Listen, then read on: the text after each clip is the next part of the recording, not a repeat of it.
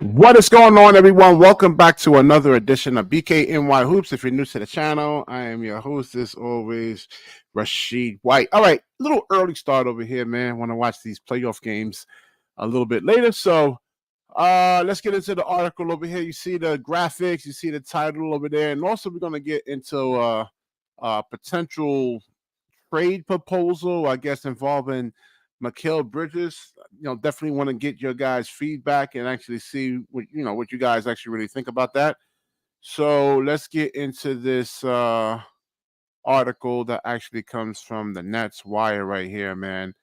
And people may say like, "Yo, BK, you hot, you're hating on um, Cam Thomas over there, man." But I don't think he's going to be an all-star. You got to look at the other players that he's really being measured up to. And let me see, where is this damn article at? Oh, here we go. Okay. All right. So over here at Nets, Shaw Marks gives thoughts on Cam Thomas growth. So he says, "Look, I think Cam had a heck of a year. I'm not saying anything that anybody didn't see for themselves." Nets general manager Sean Marks said recently when asked about how he viewed Thomas's performance this season. Thomas, he's 22, averaged 22 and a half points a game, 3.5 rebounds, 2.9 assists per game, while shooting 44% from the 44%. 44.2% from the field and 36.4. All right, so them like in terms of his size and his athleticism that he doesn't really have. I mean, he's not the most quickest, most dynamic guard, that's out there. I mean, he needs to get this 3-point shooting percentage up. Um, he says, "I was really intrigued about the responsibility Cam took in his own development in terms of we all knew he can go get a bucket." Marks explained, "We all knew the confidence that he plays with which some of you, just to be quite honest, can't be taught, right?" So, yeah, I mean, all right, let me finish this over here. This is like Mark says, Thomas has had to have a hand in his own development, as do all players, where he took the next level by improving his overall game to the point that he became an invaluable member of the rotation after spending the first 2 years of his career coming off the bench. Yeah, that kind of sucks right there. I think that kind of stunned him a little bit, man.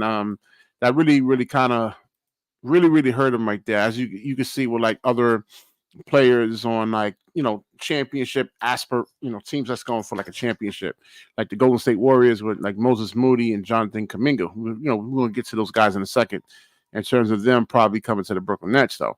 Let me throw the link up in here, man. Anybody wants to come in and chime in on this conversation, more than welcome to actually do so here, man. Let me get this link in here. All right. Okay. All right. So now in terms of it said it over here. What's this? Thomas started. Okay, yeah. He believe he say it's safe to say that he'll be a core member of the team's future moving forward. I don't know, man. If Donovan Mitchell actually comes up and he potentially says, "Hey, I want to go to Brooklyn," I think Cam Thomas, you may actually have to surrender him. And there was a reporter that actually came out and said, "Hey, man, that could be the possible case right there."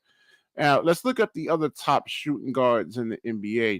Now we got to see where Cam Thomas actually kind of measures up. And I'm not, like I said, when I'm criticizing Cam Thomas, I'm not really like hating on him. I'm just looking at it. I'm saying like, hey, do I think Cam Johnson can be like a Kobe Bryant type of player, and no, that's not the case. You can actually look at like Joe Harris. I could use Joe Harris as an example.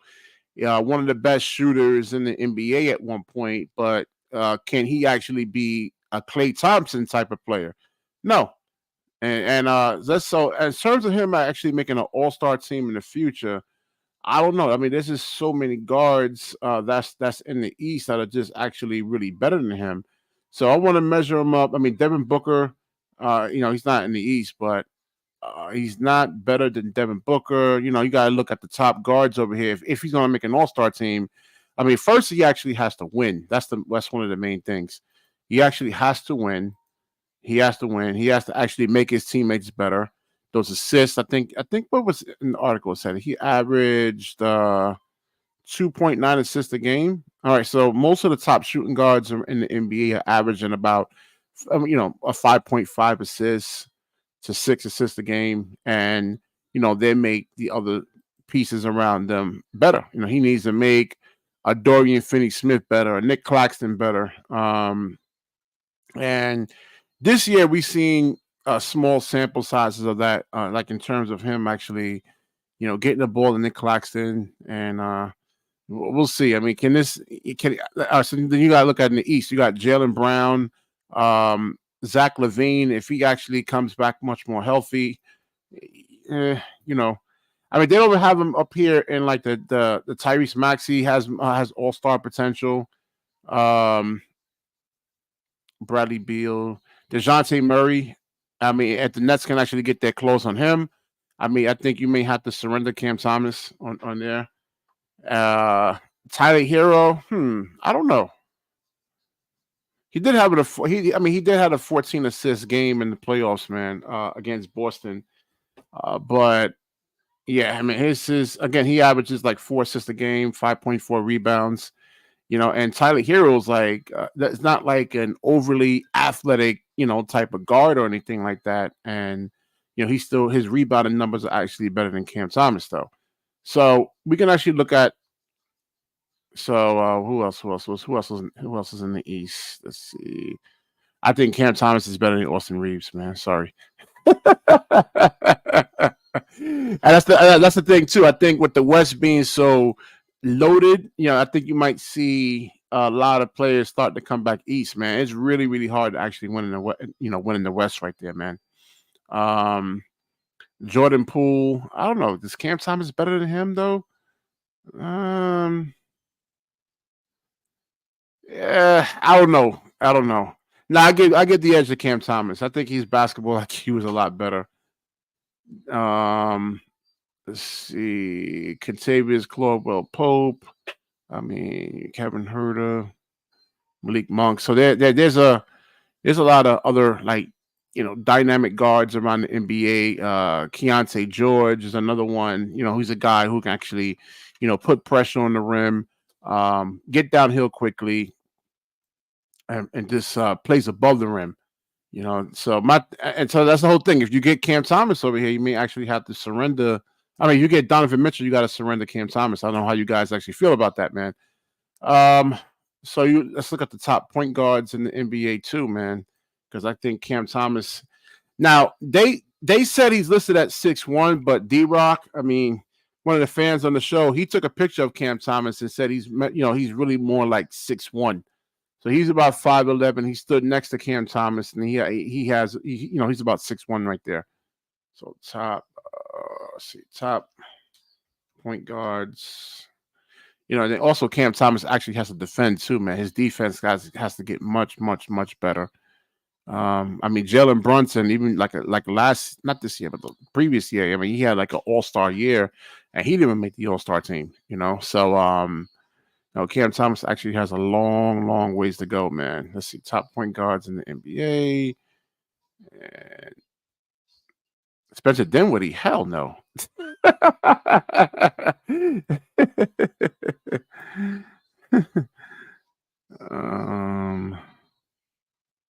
All right, so Dame, we got Dame. Oh yeah, it's gonna be hard for Cam Thomas to actually make an All-Star team, man, because you got Damian Lillard, Cade Cunningham's another one. I don't actually really see it, man. I don't know. I think the Nets, while his value is actually really high, should actually trade him, because if you just take Cam Thomas and you let's say you're going to trade. Let's say you take Cam Thomas, you want to put him on Denver. He's not going to start. You put him on Sacramento, he's not going to really start there. Same thing with the Pelicans. I think Charlotte, he actually starts, but in order for him to be an all-star, you have to be able to actually, let's say, run your offense through him, and he needs to actually be able to really have an impact on winning. Now they ran the offense through Cam Thomas, and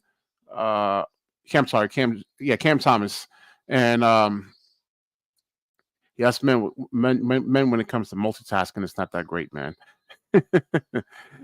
um, so yeah, these are the top point guards around the NBA right here. So you got Luka Doncic, Steph Curry, Shea, Ja Morant. You put like Cam Thomas like on a lot of these different teams. I mean, he's really like a bench player.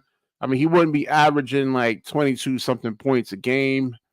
Um, yeah, Trey Young, Tyrese Halliburton. It depends on where Trey Young is. I mean, he's gonna make an all-star team if he's still really in the East. I don't really think that now I don't see I mean, maybe you guys actually see it. I don't. I don't see Cam Thomas as an all-star anytime soon because there's just so many players that are just so much better than him, man.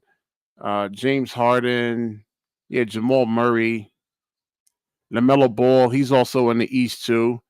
Jalen Brunson, Darius Garland. We've seen him at his peak, man. I mean, he's a killer right there. I know he's been struggling this year, but he's been really, he's really really a great point guard right there, man. Drew Holiday, so Cade Cunningham, he was in the same draft class as Cam Thomas. So I don't really actually think that Cam is going to make an all-star team. If I were them, like I said, I would trade him. I don't know what you guys actually really think. I would definitely trade Cam Thomas and this shows you right here, like, in terms of all these point guards and these shooting guards that we got Ivan over here, but we got what's good, Ivan? Hey, what's up, BK Hoops? Yo, there you, BK Hoops. I just came to say your prediction about Cam Thomas can probably be right, but you gotta give it some time, bro.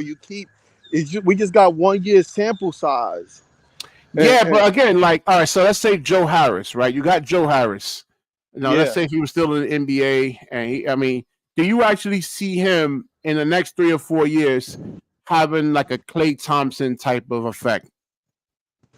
nah. But it depends on the right situation, though. Of course, like I feel like it Joe always depends on Harris? the situation. Yeah, Joe Harris. Yeah, man. Yeah, remember Joe Harris was one of the highest percent 3-point shooter No, no, in the I league. mean in terms of like a two-way player, being able to be a great defender. Oh Um, no!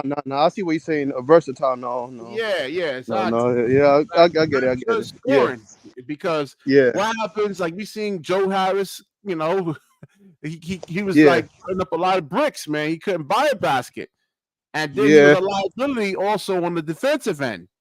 But Clay yeah, yeah, Thompson, on like when he was actually in his peak, if he actually is going on a shooting slump, I mean, he was an excellent on the ball defender, yeah, right? yeah. He take the toughest matchup for so Curry Exactly. doesn't. So Yeah, that's what I'm saying. That's yeah, why I'm just looking at Cam Thomas over here. Are we really like yeah. overhyping But him? the thing is too. I said maybe it can be a if you could probably be right or you can be wrong. I say that because James Harden came off the bench once upon a time. See what I'm saying? So Yeah. like you gotta. Yeah, man, it's still early, bro. I And mean, we like I said, see, all right, so like we seen flashes that James Harden can actually be great when he was yeah, actually, but I mean, yeah, I mean, we saw flashes, but if you saw that the playoff that when they made the playoff run, they forced James Harden to go right, and that was his weakness. So James Harden developed yeah, he worked on that. because remember It's he the worked reason on that. why Cause this remember, guy, like yeah, D'Angelo Russell, why he got shipped around the 5 teams now, right now. And it's probably going to be a 6 team in like the last 6 something years, 7 something yeah, years now, yeah, because he doesn't have the athletic burst that you actually really need. He's a matchup, like he's a liability out there. He doesn't match up to a lot of the other guards around the NBA, pretty much. And he's a defensive liability. He's a cone. yeah, but yeah, I could say he's fairly. I can see what you say with D'Angelo Russell, but he's still decent, very decent. I think he in the playoff he didn't play too bad either. It was a couple games that he Yeah, was, but no, like like you I said. said, the physicality, man. I mean, Contavious Caldwell Pope is physical. This is Yeah, what we actually really need, like yeah, but physicality. yeah, I think D'Lo for the most part. 'Cause remember, they was missing one of their best defenders too, the Lakers. I mean, people don't take that into consideration. Yeah, but he has to still put Uh, the ball in the hole too, man. Offense is just as yeah, important yeah, as yeah. defense. But the thing is, he had to like start guarding Murray, and that. Remember, it was what's that guy? They the guy that got injured. They said he was able to play. What's his name? For the Lakers, huh? Oh, Vando, you mean? Yeah, Rondo. Yeah, Yeah, yeah. yeah. He remember he was supposed to be taking that matchup because you But he saw what can't he did. score. He's not a great scorer. But he's a good 3 point. He's a decent 3 point shooter. Yeah, We gotta keep decent. in mind. Remember, you can't even keep in mind what he did. We so quick to forget what he did to Curry last year. Come on, Yeah, bro. Come on. Like I hear you. let's be. I hear you. Yeah. So I mean, that You would know, have you made a look at like I said, big difference. you look at all You these got to point think about guards. it. You got to think about it. You got to. Anthony Davis was guarding Jokic very, very well, very well, and they both was going back and forth. Murray was the. I feel like the it factor. If we would have had Yeah, and him, that's what I'm saying. or Matchup. if we would have had, yeah, matchup wise, yeah, I agree. So I just think it's all about complementary pieces more than. But like I said, we got to give Cam Thomas time. I like what I see so far from his development, Yeah. but you can be right. I can be right. You know, time will tell. Time will tell. That's all I'm saying. That's so you can be right. He can be a freaking Mo Williams, and I'll be like, damn, my prediction was wrong. But nobody a lot when it comes to predictions, we can't predict these things too early. That's all I'm saying. All right, they have a mock trade over here. Where was it over here? I was reading this. It was talking about sending Mikal Bridges to the Warriors for Andrew Wiggins and Jonathan Kuminga to the Nets. What do you think about this? Andrew Williams. Andrew Wiggins and Jonathan Oh Kuminga. wait. Oh yeah, yeah. I'll take that in a heartbeat. Andrew Wiggins. Yeah, I like Andrew Wiggins. He's a great defender. He's a three-way scorer. I would say pretty athletic. And you like athleticism, so you got two athletic I don't know, players. but see now the thing is that they're saying the Brooklyn Nets receives. Oh, okay. Jonathan Kuminga, Andrew Wiggins, 2025 first round pick, 2026. Wait, does the Nets got to give up their first round pick? They have Uh, to, bro. That's a lot. Kaminga and Wiggins. I feel like that's two athletic end defenders that you giving up. yeah, but you know the Golden State Warriors kind of really like stunning like Jonathan Kuminga's growth right there, man. I mean, I think they Yeah, should have let him play a little bit more, let him develop, and they probably make the play in. Now they'll probably have, like be like in number 7 for AC because at least those young fresh legs can actually get you through like a regular season, man. You're not relying on old Stephen Curry, old Klay Thompson, and older Draymond Green. yeah. No, you're right. I think they did a bad. I mean, Jordan Poole. I think Jordan Poole was a big loss on the onside looking in because It I says think Golden State owes it to Steph Curry to pursue more win now talent. I don't know, man. This is actually this is a good one right here, man. yeah, but Bridges. I do. Hold on, before you continue, I do want to emphasize why chemistry is so important. You see a lot of people be like, oh, look at Jordan Poole without Curry, but look at Curry without Jordan Poole. I mean, hey, hey, that's all I gotta say. That's all I gotta That say. 2025 drive that first rounds actually see the whole thing. I guess with not with Andrew Wiggins, with Jonathan Kuminga, you actually getting like he was drafted like number 7, number 8, so you're actually getting like a more seasoned player over here versus even if you get like a great player in the first round. I mean, they take years to actually really develop, man. Especially like a lot of the one and done guys. It takes some years, to actually really like have any kind of impact on winning, man. Scott Lewis, what's going on, man? How you doing, man? Um, um. So this is one I don't know. It depends. I mean, Cooper Flag doesn't he come out in 2025? Did the Nets Yeah, I can think actually Cooper probably get Flag. him? Yeah, that would be a good pickup. I like him. I Yeah, definitely so like him. Kaminga averaged 16 points a game, 4.8 rebounds, 2.2 assists, while Mikal Bridges averaged almost 19 points. So we seen him flame out. I don't know. I mean, I don't know if that's really going to put the Golden State Warriors like over the hump right there, man. I mean, it's good that he Yeah. can average like, when he was with Phoenix, he averaged like 17 points just being a fourth option. I mean, think about that.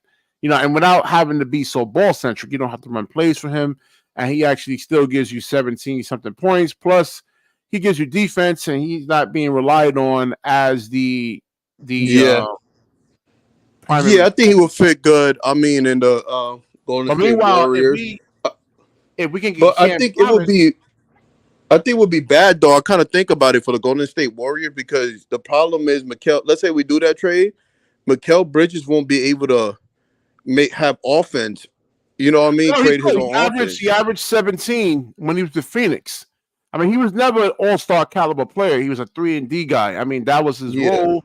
And, with the Nets, they asked him to change his role a little bit. And, yeah, that takes that there's a certain mindset that actually that's not easy to do, man, to go in there and say, hey, I'm gonna be this, the lead guy. A lot, you'll be surprised. A lot of players don't want to be that guy. yeah. Yeah, no, you're right, and some people just can't. I mean, there's strengths and weaknesses too. Even if you try, I mean, some is just natural for others. Yeah, So I I mean, don't think that trade for Warriors would be good to have Mikal Bridges because if they give us Wiggins, that off-ball creator is coming to us. So I feel like we actually benefit more than they do. yeah, But it was Jonathan Kuminga actually be an improvement over Mikal Bridges. I guess, yeah, he gives somebody that. I mean, he plays above the rim. 16 points a game, and then they didn't really utilize him like that. He wasn't really like the featured guy right there, But man. do you think Big Hills? Do you think we got to utilize Kaminga good? That's the question. I think Wiggins could really fit in any team, but what about Kaminga? That's the question. Yeah, let's look up some highlights of Jonathan Kuminga over here, man. Let's see. Did I spell his right? Jonathan. Oh, we got somebody coming in too. Oh, we got Jonathan over here, man. What's going on, Jonathan? Whoa, an Hey, what's up, afternoon Jonathan? special. Ivan, hey, I didn't know this was happening. BK, you should notify me, man. Well, I did. I put it out 15 minutes prior to even like Oh It man, happens I've been sometimes. It busy. happens I've, sometimes. I've been We busy be this morning, busy. so I just got home. So, all right, so what you oh, think this is about fun. what Sean Marks actually said, and then we're getting into like this Jonathan Kuminga, Mikal Bridges a swap right there, man. I think we really just have to see how this summer plays out. As far as what we can do, we can't do too much. I think it's smart incremental moves. Maybe we can get a few bench pieces to help add some depth, work with the core we got, and see if we can produce better results than we did this season. It really depends on if Jordy can actually have a philosophy that the team buys into at the end of the day. We need to see if that pans out before we can make any real judgments on what this team's standing could be next season. Let's see how that What plays what out. did what did Sean Marks say about Kaminga though? BK Hoops. I don't know. He doesn't really like above the rim players, man. Oh, I thought you was talking about that. I thought you said he So that said was a something. trade proposal that was thrown out there. That a trade What, that Mikel for Kaminga? yeah, and Nah, no, you don't trade Mikel for Kaminga, man. You trade Mikel for a Case and Wallace, a Cam Whitmore. You don't trade him for Jonathan Kaminga. Kaminga's a good young player, but way different values we're comparing here, man. well, you don't think we need somebody that plays above the rim, man?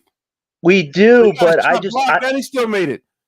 I just don't see the Warriors wanting to trade Kaminga unless it's for a big upgrade, man. I don't know if the Warriors have Mikal Bridges as a target. I think they have their eyes on other players potentially, man. If they were going to Yeah. shop Kaminga. Mikal Bridges was really highly scouted, man. I mean, a lot of Yeah, teams are but willing BK, to. did you happen at the trade deadline though? The Warriors tried to make a play for LeBron James. Draymond tried to make a play to get LeBron, and the thing is, James might decline staying with the Lakers, and who knows? Maybe the Warriors want to do something crazy this summer and bring the King to play with Curry, man. So I think that could potentially be a move. I just don't Yeah, see yeah, how hold on. Bridges So, fits DJ, in. pull up if you can, man. Yeah, yeah, yeah, DJ. yeah. So DJ's actually saying that Jonathan Kuminga is better than Mikal Bridges, though. Kaminga's a So good player. I don't see the connection, man. I've heard nothing up to this Yeah, I don't point think that's gonna about work just that to have them here. happening. Yeah, Ivan's They right. got Yeah. too many. I would say like Clarkson could do similar stuff to Flamingo. I mean, no, I think to make the money work. Oh yeah, this is another thing, Jonathan. That you'll actually like. In order to kind of make this trade happen, the Nets have to surrender their 2025 pick.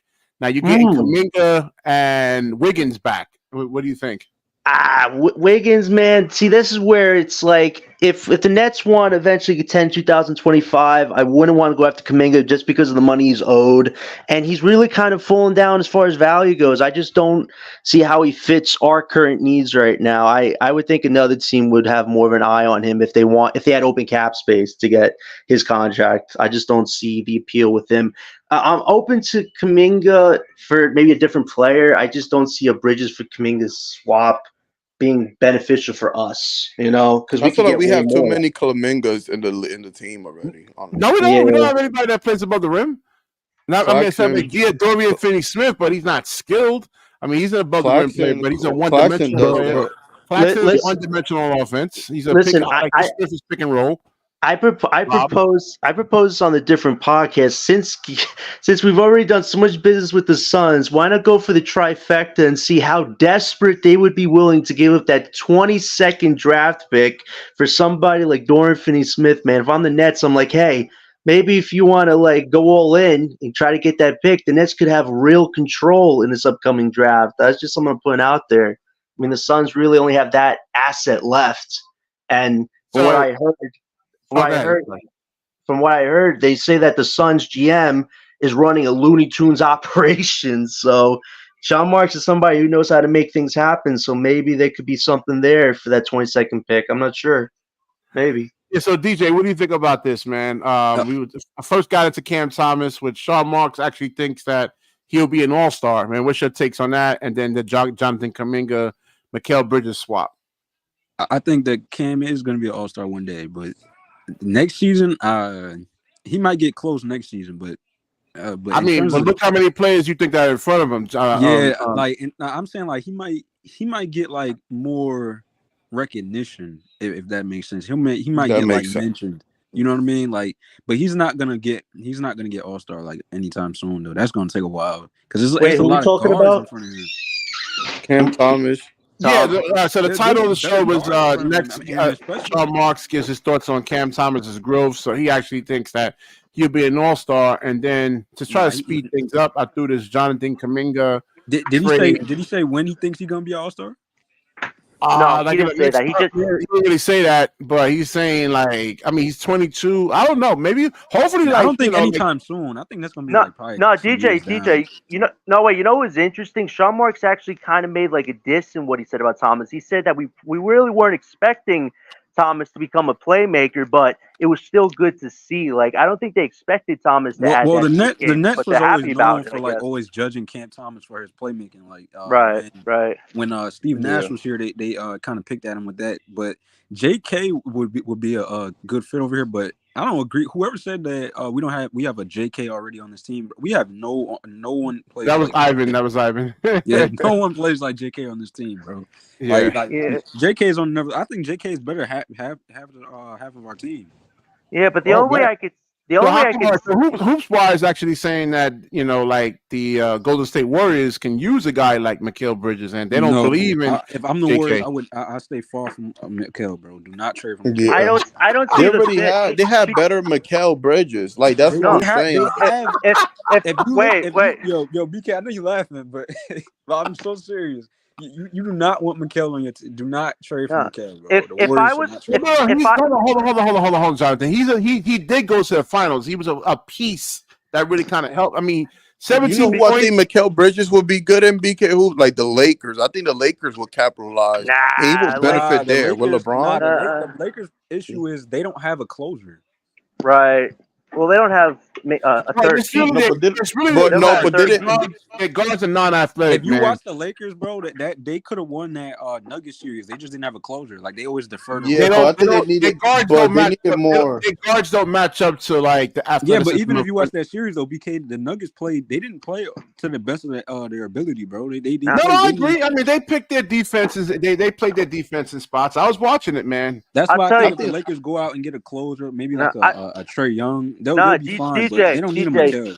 No, you know what it is? I think LeBron wishes that they would have went hard for Kyrie, man. I think Bron really wanted Kyrie on that team with him to be Because that LeBron closer. knows they need a closer, bro. They need a They closer over did, there. but they chose Westbrook, so that's the consequences for that. Yeah. So yeah, I I mean, think but I personally feel like I was telling BK Hoops, I think the Lakers really made it super competitive. They was actually missing one guy that was Did injured, bro, to Card Murray. What was that guy that Now, was injured again, BK I, Hoops? now listen, Austin Vanderbilt? Reeves. Austin Yeah. Reeves has turned into a dud, man. I don't know why he got all that money. I just don't see the appeal with him being a third Well, guy he's for not them. ready yet. He's more of a Yeah, 6 man. You think yeah. you yeah. But I think you gotta give Reed some time. How old is Reed? He's like 20 something. 22, I think 23 he's years still old. yeah, I Yeah, think he's showing some he's not a promise. starter. I Though. think No, he's he's showing some just not. He's not athletic, man. Like he's going Well, against his problem Contavious is Flowell defense. Pope, who's He's like just a a defensive liability. physical specimen, and he's gonna guard him. He's gonna hit him. He's gonna bump him. Yeah.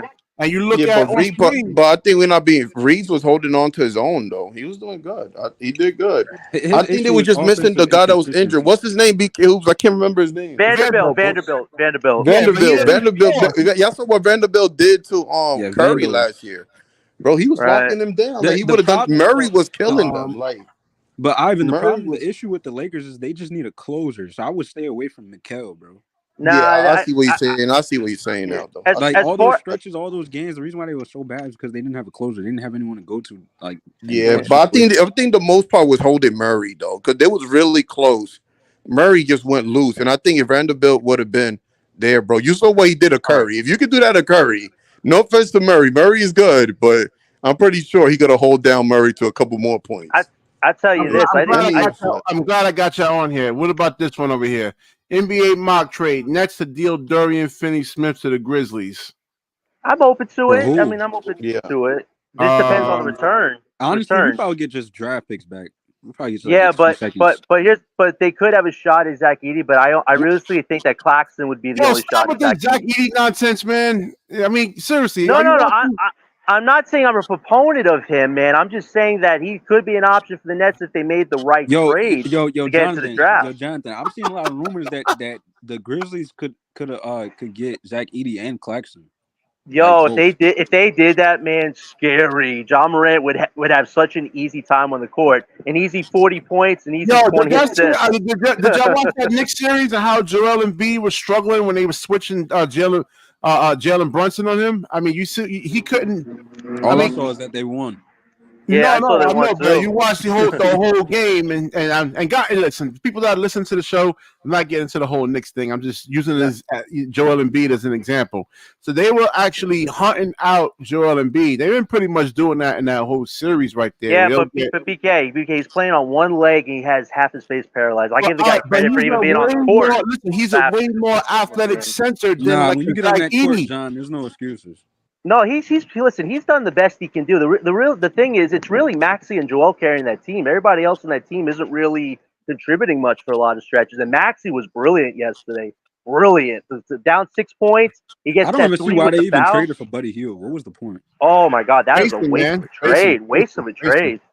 He doesn't give spacing. He's not even hitting the shot. No, he said he's Yeah. known as a shooter. He shoots like 39% from the 3-point line.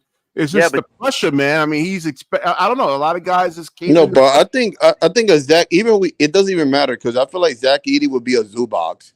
So we get like a zoo box or like we need a big his regardless. offense is way better than that. Yeah. Well, going back All to right, so DJ, what's your thing on Zach Edey, man? Because I've been hearing guys like Leaf, huh? It's just I like Zach Edey. I just don't like when Nets fans say that we're gonna get Zach Edey. I just don't see a reality. Yeah, get Zach no, Edey. You really think he could be an impact player in the NBA, man, on defense? I mean, he's gonna get torched. No, not on defense, but Drummond. offensively, he's gonna be nice. He just has. He could be a Nurkic in a zoo box, bro. You never know if he. They said he's slower than Yao Ming. DJ, they said he's slower than him. I think it all. But BK, I think it all depends on when you get drafted at. So if like he gets drafted to like the Grizzlies, then that can work. But if he gets drafted like to a team that's just known for not like he'll have to get drafted to like the Grizzlies. That's just it. He'll just have to get drafted to the Grizzlies. Yeah. Realistically, I know Embiid is actually playing on one leg, right? But if you're watching how Mitchell Robinson and Hartenstein has actually been really affecting him, man. It's tough, man. And this is Joel Embiid, who's a mobile, athletic, could run the floor. I mean, if you look at Zach Edey, I don't know, man. I don't see it. No, defensively, he's not going to make an impact. But his offense, you can't deny his offense is nice though. Yeah, you can't deny his offense. Yeah. I tell you this: the only way it can happen is if Claxton was getting traded, but they don't want to trade. I just see it. He's not going to be a franchise moving guy.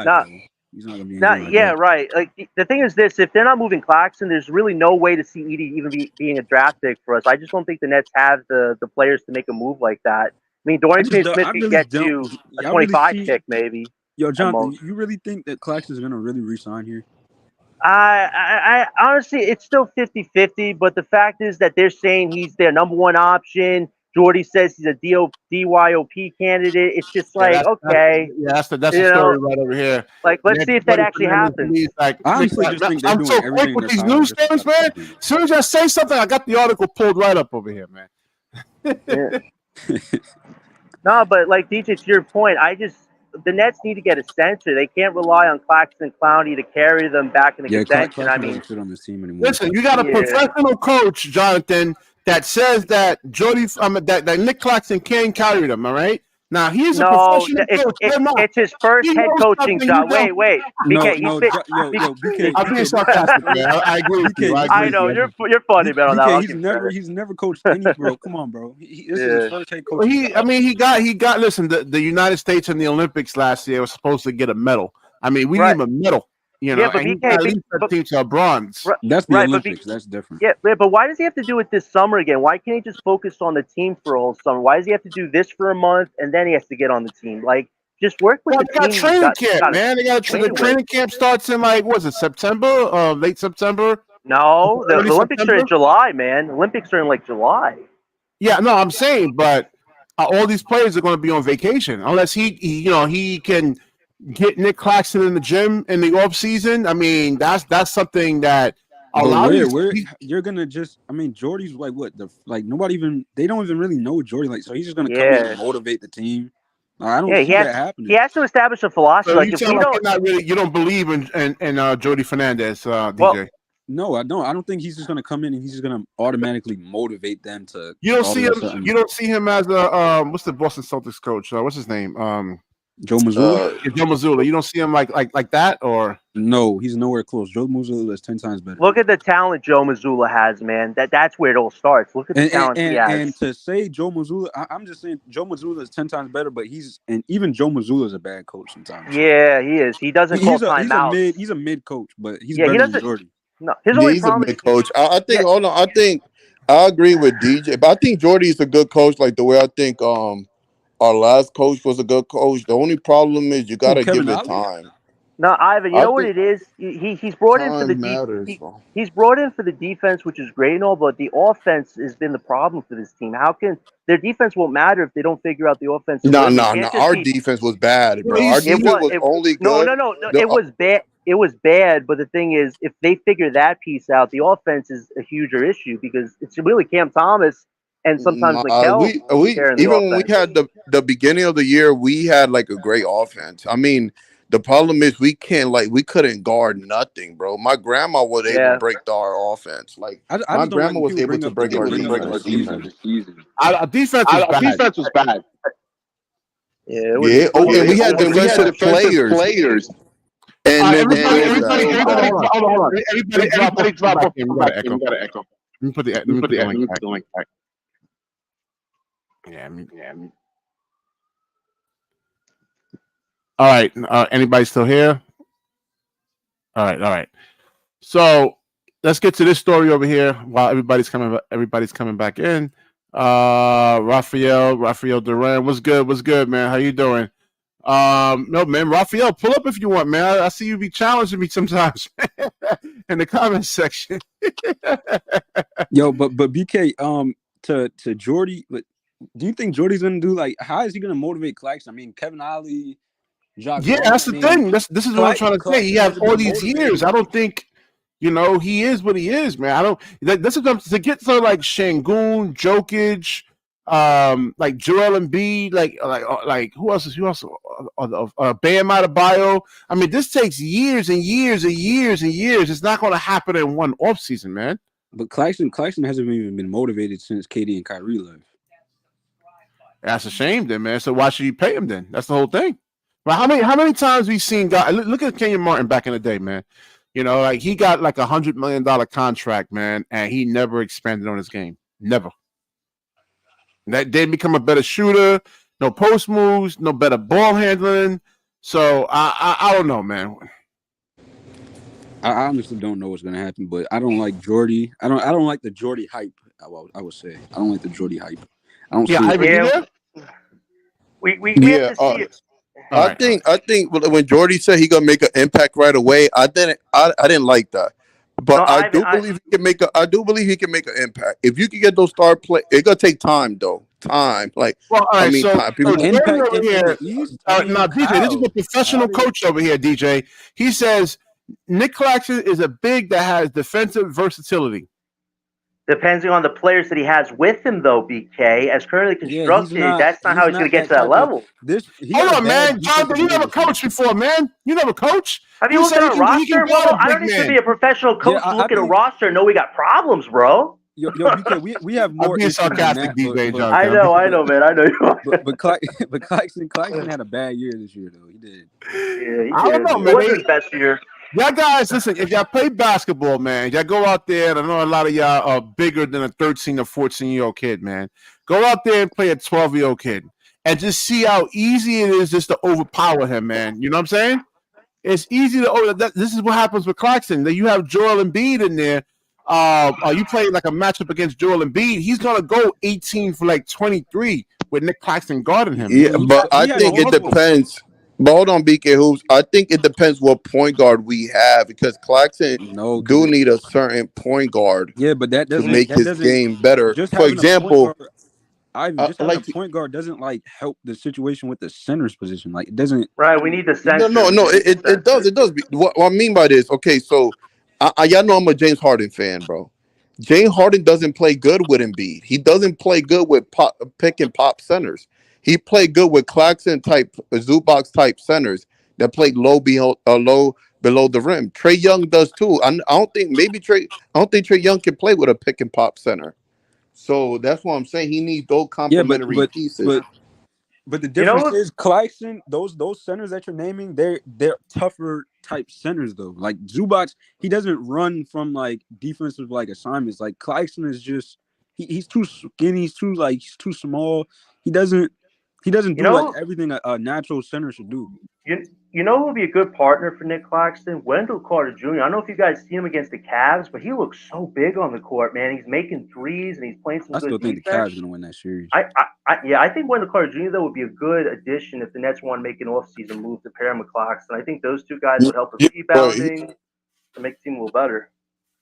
Yeah, I think Claxton is going to do good. He didn't have no incompetent, like he had bad point guards. Ben Simmons was not going to help Claxton. Spencer was not going to help Claxton. I think Struder could definitely benefit. They could benefit off of each other. That's what I'm thinking. I agree. Of course, Claxton. What about the matchup? Of course, Claxton gonna have some matchups, bro. But everything is a given again. Matchups. Look at what BK put up. Bam, Jokic. He's not matching up with these type of guys. Yeah, it's a problem too. But everybody has a weakness though, because like Embiid, for example, like BK Hoops was saying, if they do a pick and roll, Embiid cannot guard smaller guards. So everybody has a weakness, man. It is what it is. You know what I mean? I agree with you there, Ivan. But like he can dominate offensively. He can get you 30, 40. Yeah, but BK, to Ivan's point though, Jalen Brunson has gotten some really good buckets over Embiid. I mean, if Embiid wasn't hurt, they could be a different story. But he's really run over Embiid on some shot attempts, man. Honestly, so, if you're watching that series, Jalen Brunson has been having to like fight for his points though. he Yeah. has, Yeah, man. but not when Embiid is on him. But we agree. I agree. Yeah. Which I think about what Scott Lewis over here said. He says there's no big out in the wild right now. Need to keep Clax for now. What do you guys think? I agree. Clax on our team. We not. Why don't we just? I mean, they gave him a send to clothing line contender? and everything, man. Yeah, I but say send him. the thing is, send him to a contender. Send him. Do right by him and send him to a contender. No, I Yeah, want but- Clarkson. That don't make. We don't. What other big we gonna get? Like, you know what I mean? Valanciunas would make So the sense, but draft, he's I due guess, for a if we new could send him contract. to Memphis, and then we can go get Zach Edey. No. I guess Valanciunas that's was an option. Yeah, DJ, you serious about this, man? I mean, you saw how Joel Embiid is struggling on the perimeter, man. You really want Zach Edey? Nah, BK, I'm just giving like options. Like, I mean, I don't know. Yeah. There's no centers out there, but I'm just giving the option. Right. Yeah, Clarkson My thing is, yeah. Oren, hold on, Oren. Mitchell Robinson makes him work. And there's nobody that can stop Joel Embiid one-on-one, all right? Yeah, but you don't let him go But PK, you got to look at our 55% current from the situation. field. Huh? PK, 2024 is a building block year. 2025 is when we could have more options and moves ahead of us. We really can't do much this year, man. Yeah, at this moment we are. Because I was watching. Let me see if I can find the clip. Andre Drummond. I think it was when Drummond was in Chicago. I did not want. I just don't. And they were playing Memphis. They kept just putting like Drummond.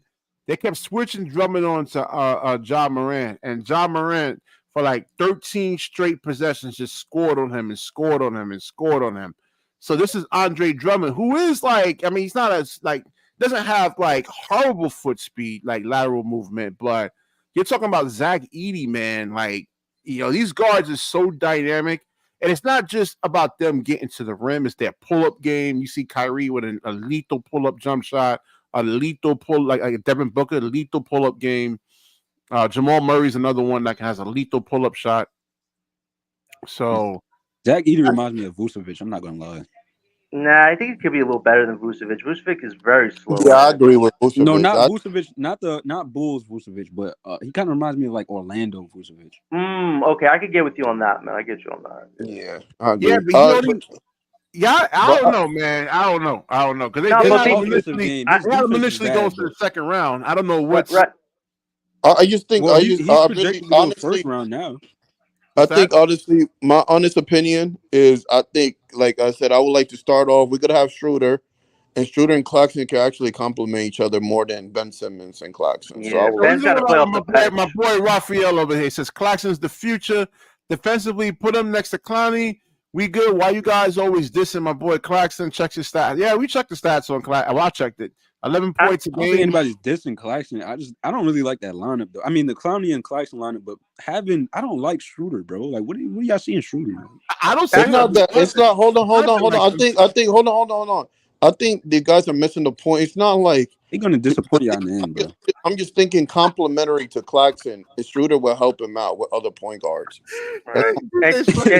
BK, serious, bro. Like Dennis Schroeder is gonna disappoint y'all in the end, bro. Like why? No, but we not. Hold on. Hold on. I want to say before you go, John. I think people are just getting the point. I'm not saying like I think y'all want championship now. I'm just saying we're gonna help Schroeder with Spencer Dinwiddie, Ben Simmons, Schroeder and Claxton actually look good together. Everything else looked like a hot mess. No, can I tell you this to Ivan's point? Here's the thing: if Schroeder doesn't start, Ben is starting, and the problem is Ben and Claxton have no chemistry. At least Schroeder and Claxton interacted way more than Ben and Claxton have. So it's really isn't Ben going to come off the bench though? I think he's going to. He should, but if he should honestly. But no, was he starting this year? No, he didn't start this year, right? I remember. No, he did. He did start. He started the whole. Yo, we got D-Rock up in here. What's good, kid? D-Rock. What's up, D-Rock? D-Rock in the building. I'm in the gym, so let me ask you something real quick. Now, a lot of guys in the comment section are saying that Cam Thomas is actually 6'3". You sure he's 6'1" because you took a picture with him, right?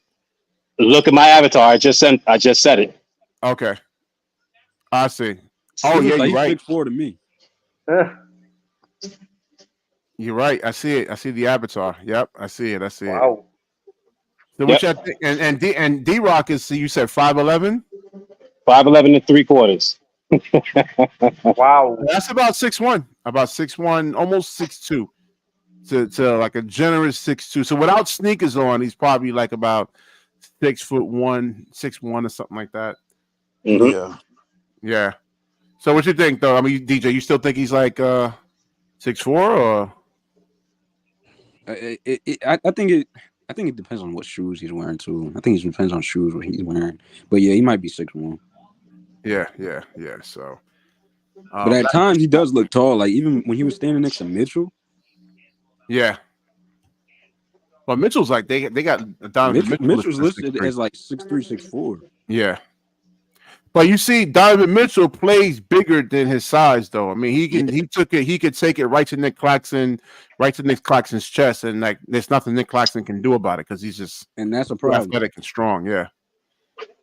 So I mean, I watched Drew Holiday I used to watch Drew Holiday just take it to Claxton. Like, bro, guards shouldn't be able to do that to a center. No, you know who really made Well, me look bad? Well, wait. You know what made Claxton look really bad? DeJounte Murray in the games we faced them, he made Claxton look bad defending him. Like he got around. He made our whole team. Oh, yeah, DeJounte, he's got some moves, man. As far as like movement on the court goes. Yeah, I don't think DeJounte Murray should be on this team instead of us chasing Donovan Mitchell or Trae Young or one of these other point guards. I would like Mitchell. I would like DeJounte Murray on this team, but I know it's not going to happen. Yeah. It's not going to happen because they look like more likely Trae's going to get traded to like LA or something like that. So I don't see why they'd move off both of them. They probably want to keep Murray if they give up on Trae. You know, I don't think they want to give both up. Trae might actually go to. I think it's going to be. I think that's a real thing. I think he's going to the Spurs.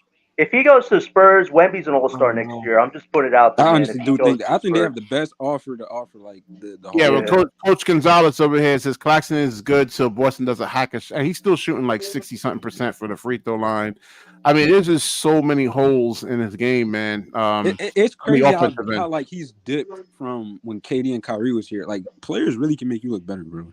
No, you're for real. I've been seeing with Jason Kidd over the years, man. I mean, Jason, you know how many players that Jason Kidd got paid, and when those players actually went to other teams, they were just like, you know, when KD, Kyrie, and James were on his team, Bruce Brown's job was so easy, man. Like he was that extra scorer because nobody was defending him. Like his job was so much easier. Same with Claxton. Like this goes to show you what happens when stars are on the team. It makes the role players' jobs way more easier than it is not having them on the team. That's why Claxton's numbers. I don't know, Coach Gonzalez. He says that Claxton got to gain 30 pounds. According to Jody Fernandez, right now he can lock up these centers right now. I mean, John, it's not impossible. He could. Yeah, but you know what it is though? He had an illness a few years ago where he lost a lot of weight, and since then he hasn't gained weight. So I don't know if it's a medical condition, but that's the last time like he lost weight and he hasn't gotten weight. I mean, if you look at his frame, if you look at what he looked like back then, you can tell he's actually gained. No, he did. It just need to be, you know, if he's gonna play the 5 and the 4, because even the power forwards, man, a lot of those guys are 250, 260. To be honest, I don't even just blame Claxton for. I think our entire team is just weak. Like everybody. No, unbalanced. The team is unbalanced. You're right about that. It's very unbalanced. Well, the only player that's really strong is just a broke back Ben Simmons. No, he's not. He's not. Nah. BK is right about that one. I give him credit for that. I mean, Ben is strong. Yeah, until Giannis bumped into his side, and then against like but that's a back injury. I mean, that's he hurt his back. I mean, against like a Giannis, he's not as strong, but like against everybody else, he is like pretty strong. He should play off the bench, man. That's what we should do. Here's something to consider. Yeah, go ahead, D-Rock. Let me throw this in real quick. So, and tell me how this sounds, because I'm in the gym right now. I got headphones on. Do I sound clear? Am I muddled or anything? You sound great. Yep. All right, perfect. All right, so when Claxton's playing the 5, he also has to guard the biggest guy normally, or the heaviest guy over there. Yeah. So him switching and playing these bigger guys, I think if you define these guys' roles and put them where they're going to excel, because if you ask Claxton what is his best strength, I think he'll tell you it's being able to guard positions 1 through 4. Right. And he'll tell you that. So if that's the case, and I know a lot of people will say, well, Claxton can't necessarily dribble or he can't shoot, so he's not a power forward. But you are who you can guard in this league. So if he has difficulties guarding 5, Sean Marks must go out there and get somebody capable of playing that center position, and that's also capable of spacing the floor. I won't necessarily say shooting threes. You could have a mid-range shot.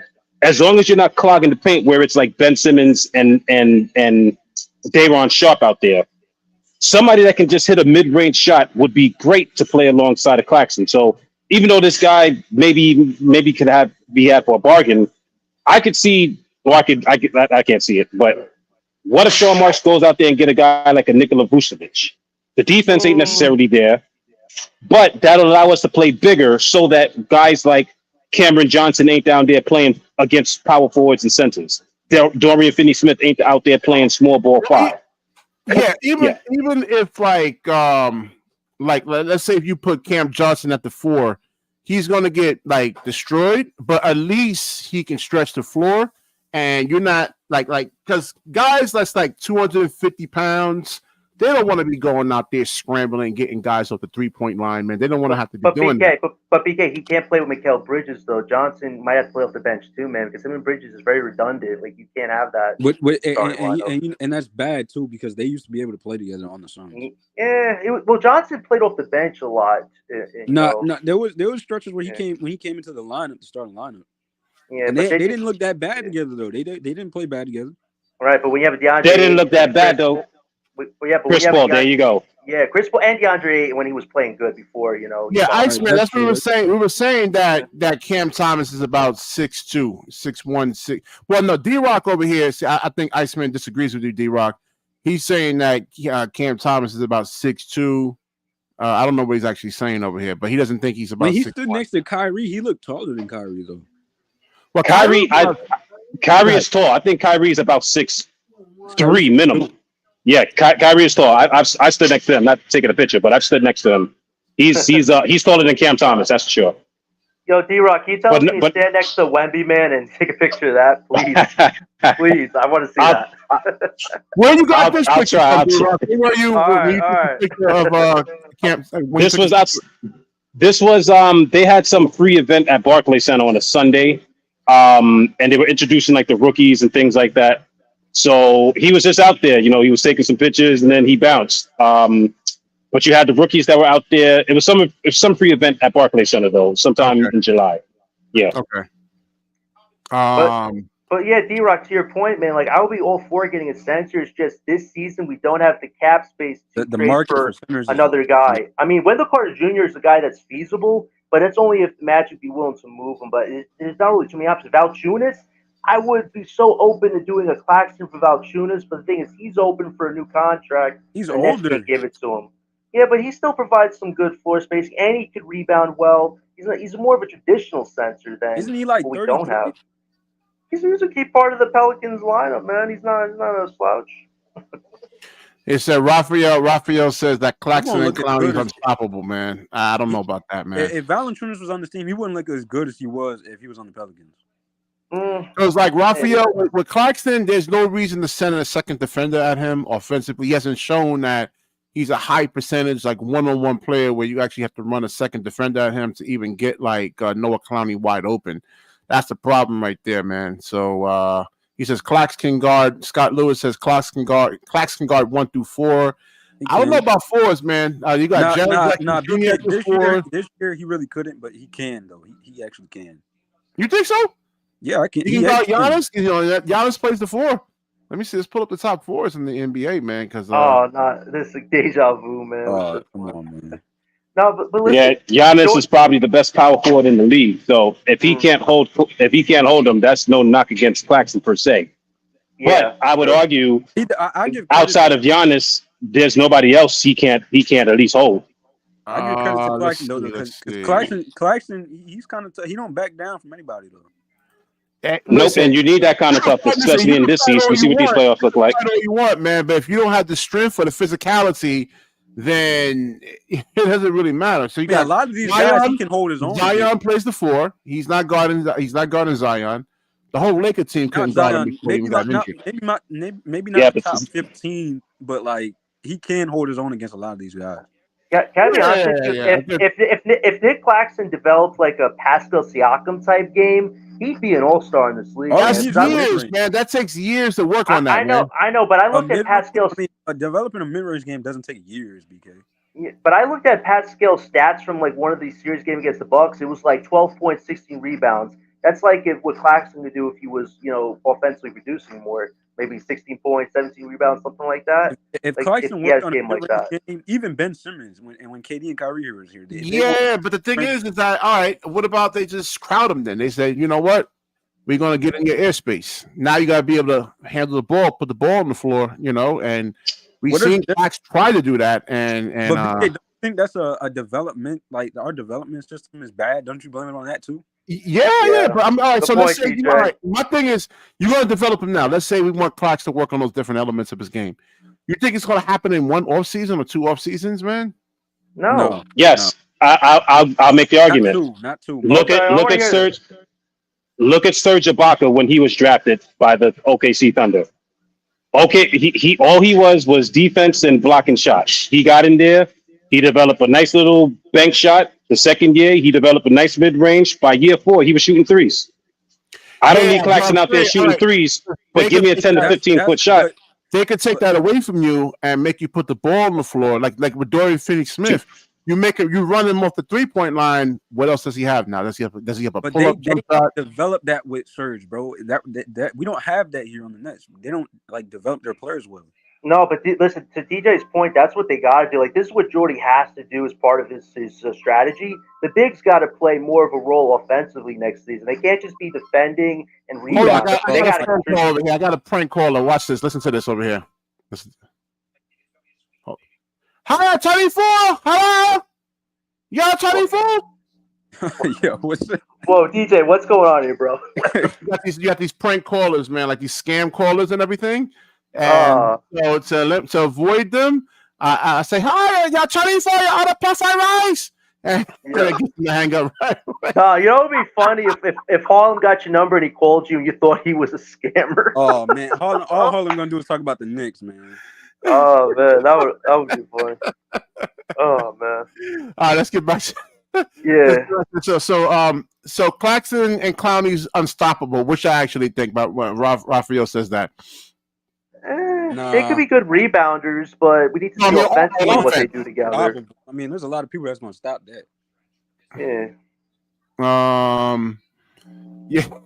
So what else over here? So getting back to his Garden 4s over here, man. So Zion Williamson, Karl Anthony Towns. We see he can put the ball on the floor. So just he needs to get more in the paint more. He needs to play in the post. Yeah, but you know how to. Nah, that man shooting 46% from 3. He can do it all. Yeah, I wish we can get him on this team. At times he needs to take advantage of a matchup, though. He did. You know, DJ, he did. You see how he bodied up KD multiple times, man, and scored on the interior? He did in that series. I was proud of him for that. I mean, on a consistent basis. No, right. I agree with you on that. But it was good to see that, though. Like, he was excited, too. He was like, yo, KD, I don't like watching bigs always shoot threes all the time, bro. Get in the post. Right. Yo, but listen, man, I played a lot of basketball for I played like 25 years. It's not easy you got on the 3-point line, man. It's hard. It takes a lot out of you having to run out there and scramble and get these guys off the line, man. Or if you Ben Simmons and you got Mike Conley on you, you're trying to just pass or get in the post, bro. Don't get or lay it up, bro. No, that's what he does. I mean, they're going to send help. I mean, they're not going to just let him do that. They're going to send a second defender at him. Yeah, but send help. Somebody's open.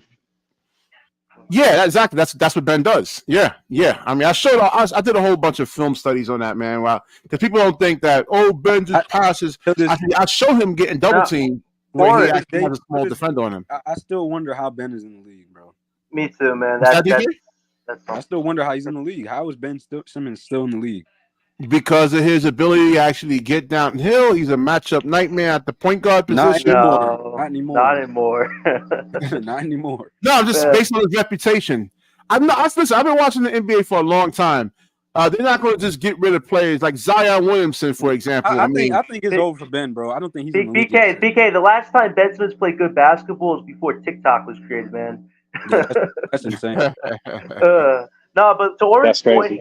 But to Oren's point here, the whole team has to work on their free throw shooting. I don't know if you guys saw, but Nets really shoot bad from free throw, man. That was a big blunder to the team. Well, he's mentioning Claxton. You've seen in the Boston series, he was he missed 11 straight free throws in that series, man. No, DJ, you're right. Mikal has to work on playmaking this summer. He's gonna work on playmaking. No. Before that, listen. He need to work on his dribble. Yeah, off the dribble. There you go. Yeah, getting stronger so he can explode. He can explode through contact. I mean, you put like a Cam Whitmore on him, I mean, he's not going to be able to explode his way through contact with him over there, man. Game, bro. I keep talking. This gotta take a call from my wife here. Mikhail got to get off this team. I don't know where he's going to get sent to, but honestly, I don't think he's going to get traded now. Nah, I gotta see what these Nets do this summer because when Jordy says immediate results, that means you're gonna make some type of move, man. Not that you're just gonna run with this team and it's all gonna be magic. Because saying that kind of statement gets you in trouble quick. So there's gotta be something going on that's gonna happen. I don't know what exactly yet, but gotta be something. No John, did you like the Jordy hire? No, I told you. Listen, if you watch one of the past streams, I said that Mike Budenholzer would have been the perfect guy for the team because he has the experience. More importantly, though, he knows he's dealt with rebuilding teams before. He led the Hawks to a 60-game winning season. Who do you have? Jeff Teague, Al Horford? Like, come on. He had scraps, and he turned it into a 60-winning team. He could have done that with a team with more potential. This young core has potential, and he didn't want to give the guy this money. And I appreciate Mike Budenholzer for wanting a lot of money. So look what's happening, DJ. They're making all these coaches scapegoats now why stars can't play together. It's insane. I just want to know if you guys think we're going to get to the play-in with this Jordy as our coach. I mean, the East is going to get better next year, so I don't see it happening. We got to see this team actually learn the fundamentals again. A lot of teams that were behind us are going to get better, and the ones that were ahead of us, I think, are going to get. I mean, the Nets have to do something this summer. I mean, within the because they can have cap space a year from now, but they should still try to make incremental upgrades, not just run this all back. Like they can't do that. Can't. And I don't think they got a choice but to run it all back. Right. Because there's no real market. Like we don't have there's no guy out there that we can go get right now. I tell you this though, if the Suns are so desperate to give that 22nd draft pick away, Dorian Finney-Smith, man, you want a bigger tax bill? We'll give it to you for that pick, man. Just give it to us. Trade the whole roster and go get KD back, bro. All right, I'm back. We got Elam up in here, man. Elam, what's good, man? Yeah, so Elam, you've been listening, man. You've been listening. So, what do you think, man, on what we actually say? Or says,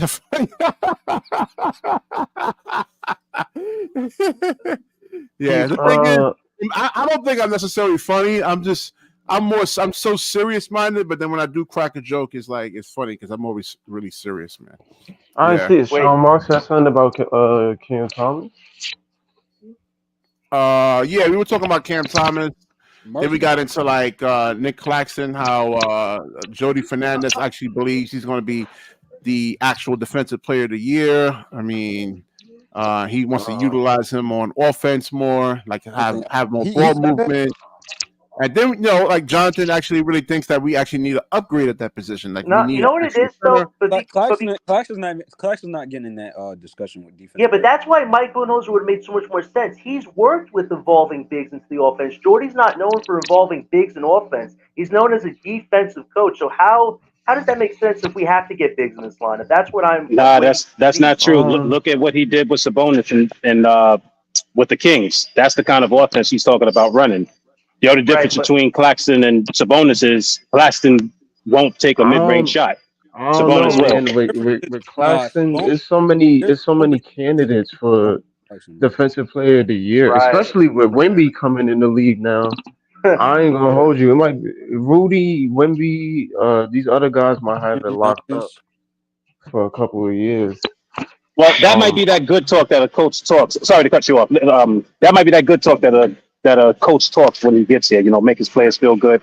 Because they want to re-sign Claxton, so they're all giving him accolades and things like that. He's going to be important to the offense, to the defense, blah blah blah. So that might have been pumping him up a little bit, but I don't think he's too far off. I don't see him winning DP of the year either. But could he be a top 5 candidate? I'd argue that. If the team improves. I feel like in this, even if we don't sign Claxton, who gonna replace him? Nobody. The free agency is trash at this point. A lot of free agents is not out until next year.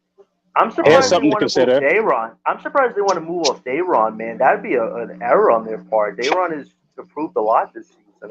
He's the only good rebounder on our team. Yeah, and they benched him towards the end of the season. You don't get Why rid not? of somebody that's their best. You don't get rid Well, of somebody. because he's still a one-dimensional center, man. Oh, He's just he's a not. bigger How's he He's one like prospect. 20 dimensional if he years had old, career BK. highs and everything, though, man? Yeah, You no, own that I too, mean, just BK. look at Noah Clowney and the impact he had versus what Dayron was playing. I mean, at least when Noah It's They, the Clowney same. faced the floor, though. but BK, Aaron has Dayron always been played a half the season. defensive rebounding type big. Clowney's always had the offensive game. That's his game.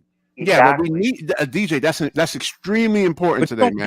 you don't get rid of Dayron when he's the best rebounder. No, I'm not saying get rid of him, but we need to space the floor, man. Spacing is really, really, really, really, really, really, really, really, really important, man, in basketball. Okay, No matter But what if that's the level case, of if basketball that's the you case, play, BK, space is then they important. gotta tell okay, Zubac on because the team right everybody on that team know he can now. do it. If that's the case, you gotta tell Day Day to shoot.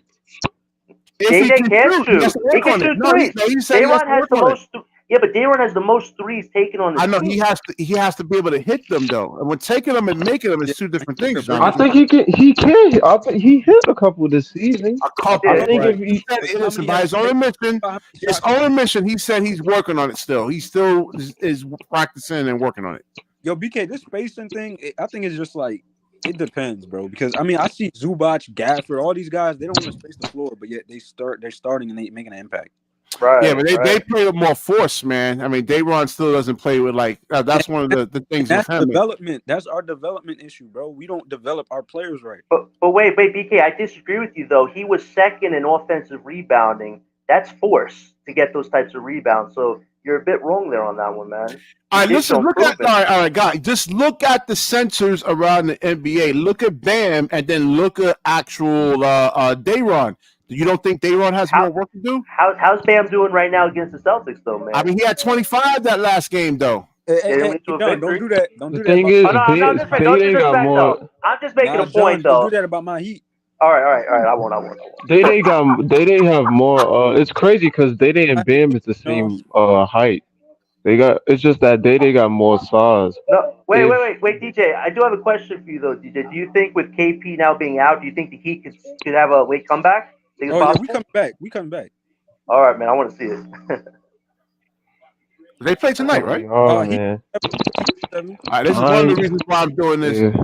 I still got faith in my Yeah, Heat. Scott Lewis says space is Harlem more. was talking nonsense last year. What do you say? Let's see, he I says, agree all with the movement. I agree with that because there's a lot of the only thing I don't like when I've seen this season is when Cam Thomas has the ball and everybody's standing still. I do not like that. Move, Right. get some You know what I think, movements, get off the perimeter, cut, do Yo, do Alan, some I think sort that's of always been movement. the problem with the Nets though. Even when we had KD and Kyrie, a lot of people just stood around. Right. Yeah, I don't like that. You have to get But movement. that was Jacques Vaughn's offense right there, pretty much. That's what But he even really when we wanted. had Steve Nash, like the last time I seen us have like movement was when we had Kenny Atkinson. Right. Yeah, I mean, he don't really have like high percentage. Like KD and Kyrie can get away with that because they're such like prolific shot makers. But if you don't have that, then yeah, you have to go to basic basketball, like screen cuts, give and goes. Yeah. He says Dayron has well, he says he's obviously Bam is 10 times better than Dayron. Yeah, of course, man. But that's what I'm saying. You got to look at these players, and maybe Dayron could lose a little bit of weight. He can get down to BK. It's good that Darren has the weight on because, like you said, if they're doing a pick and shoot, he's good. He's good to be. He's setting a screen. He could set a good screen because of his weight, man. That's an advantage for guys like Thomas. Yeah. Part of the issue too, this organization sees all three of them as the same thing, just centers. Oh, right. So they are not going to play Clowney and Sharp together for long periods of time. That's why Dayron Sharp got start together. not well. If you consider Clowney, so what do you consider Clowney? A center, like a skinny small ball center? Is a power forward. I would agree. But this organization, Sean Marks, they don't see him as that. They see him as a five. I think he's a five. No, listen. Let's say we're playing Philadelphia. Hold on. Let's say we're playing Philadelphia. He's more like a power forward though, BK. No, I agree. No, DJ, I agree. But what I'm saying is that let's say if we're actually playing Philadelphia and Joel Embiid is at the five and Kyrie's at the five. I mean, he's going to have to really play on the perimeter. We saw in the Sacramento game this year how Sabonis actually had to come up on the perimeter and actually guard Clowney right there. PK, Clowney's got to start eating some Subways, man, and bulking up. That's what he's got to do, man. He can't But guard in the this, deep, man. to the other guy's point That's a lot. though. That's not a lot of young players are like that, man. It takes To his point though, what is Sean Marks and them are idiots? Because if they realize Clowney can play with Claxton and Day, they don't necessarily have to be separated. He only shoots like 32, 30, was it 29, 31% from three. He's not a great 3-point shooter. I mean, he needs space. But he has the better form out of all two of those guys. If I'm trusting anybody to take a three, I'm trusting Clowney over Day and in terms of his percentage, even coming in from college, he was like a 30, 20, like low 30s. So that means he needs space. He's not like somebody like 41% can actually hit threes with like a defender like draped all over them but Clowney. I mean, I'm not worried. I think he can up that. I think he can up that percentage. I don't think he's necessarily. I mean, he's a shooter. He was doing it in Alabama. Not in one off season though. Yeah, not in one off season, right? I think he could get to 37, 38. Yeah, in 2-3 years. But for now, you need Clowney wide open. And if you play Claxton together, Claxton doesn't. Let's say if he's guarding like Embiid is guarding Claxton, why do you need to send a second man to help and Embiid can really guard him? Like, he doesn't really need a double team or anything like that. Like he can guard him. Bro, who's there for? Tobias Harris? Mm-hmm. Tobias ain't coming back, man. He's gone. Tobias is trash, bro. I can't believe Tobias is trash on defense. Oh, so, man. I mean, no, he's bad on offense. I don't know what happened. Trash, bro. Y'all crazy. We got Chris up in here too, man. Chris, Chris. I finally quit y'all again, man. Yeah, I'm doing a special afternoon show over here. Yeah, I appreciate I that. want to watch these games and get some sleep, man. Who's that, Jamal? No, BK, you should do more of these daytime podcasts, man. It's good. We're almost available this time. Yeah, because most of the people that watch it is like really more in the daytime, though. So but we're talking about the playoffs and all that. No, we talking about the initial topic was Sean Marks that Cam Thomas can morph into an all-star. You said Kenny? No. Sean Marks believes that Cam Thomas can actually morph into an all-star, and then we get into Claxton too. And then we did some little trade rumors and everything. But I gotta say, man, Sean Marks saying that about Cam is actually insane, considering everything that these two have been through. Right. So for him to even say that is a huge difference in attitude compared. And Jonathan, you didn't believe in Cam Thomas either, because I said no. I said that. Wait, PK. I said that if he became a more effective playmaker, not just a scorer, he'd be a more balanced player, and I was right. He did do that, so I was right, man. So thanks. Yeah, you are right. Because Marks don't know ball. He probably watched like one game this season. Say it again. Yeah. I can't hear you. Sean Marks don't know basketball. He only watched like one game this season. No, I believe why he's saying that now is because think about it. Before he wasn't getting that much time and able to showcase what he had because there was a lot of vets and stuff ahead of him. So now that's not really the case. So yeah, I just don't. Here's my question with Cam Thomas. Are we playing him as an undersized 2 guard, or are we going to give him the point guard spot? No, he can't be the point guard. No, not ready yet. Why not? They gotta. It's a mindset. It's a certain mindset you have to have. His mind right now is wired to score, not wired to pass. But here's the thing with that. So Jordy's coming in here with his it looks like it's going to be some sort of dribble handoff. I don't believe Well, here's the thing, and you're probably right to believe that watching the Nets because we did it all wrong. Everybody was initiating dribble handoff. If you watch the Kings, it's mostly Sabonis. Now, Sabonis is a gifted passer, but the reason why it works so well with him is because the ball moves so fast with him setting the pick. The person that gets the ball gets a choice to either shoot or he can make a quick pass to somebody else who cuts open for a three. So if you That is simplify it true. and make Claxton the hub of that offense, a lot of guys can play off of him where you could have two things going on at the same time. You could have the dribble handoff game going on.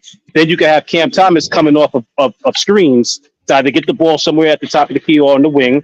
He could play his pick and roll there, or he could just come off the screen and pop and shoot. So the role for Cam Thomas would be simplified, not because he has to play like Chris Paul, but because he could play more like a Steph Curry. Come off these screens, shoot the ball whenever you want, dribble, break somebody down off the dribble, play off the pick and roll, etc. I didn't think of that's actually interesting. I didn't think about it like that. Just broke that down. He need to be the coach, bro. No, let's listen. D-Rock, you made so many valid points there. It's just the level of competition with that work for Cam Thomas, though. If you're facing a Celtics, D-Rock, you need to be the coach, though, bro. That's where it would really need to be tested, though. But I like the idea, man. I like the idea. Sure. Listen, in terms of what we have, if you're doing that idea, I think Cam Thomas is up for it. I don't think he's gonna shy away from the idea, especially if it leads to some wins and some fast offense, because that's what we need on the floor. Is extremely stagnant. I don't know about Cam Thomas playing the one for the future. I don't know if that's even possible. I think we need to get a one with more size. But I think it's somebody. I think we need to find a one that honestly a pass first one. We have one, but you know what I'm saying. He not playing no time soon. So Oren actually says BKNY hoops. My fear is that Jordy has a Sabonis base plan, not for Nick Claxton, but for Ben Simmons though. Ben Simmons is actually a really gifted passer. Yo, BK, let me ask you something. You give credit to Jordy for that whole Kings system, bro. I don't give credit to Jordy for that. I gave it to Brown. I give it to Brown. I give it to Jordy. Well, I mean, they didn't even make the play-in tournament. They lost, right? They didn't even really like. Yeah. Yeah, Jordy was in charge of the defense for that crew too. But he talks about it. I've watched several interviews what he did with the Kings. So when they asked him about what his vision was, he did mention that dribble handoff stumping is something that he wants to play because not only allows you to play faster, allows you to play more physically. Hoffa, what's good, man? So what do you think about Oren over here? He said he feels that the plan is based around Ben Simmons, not on Nick Claxton.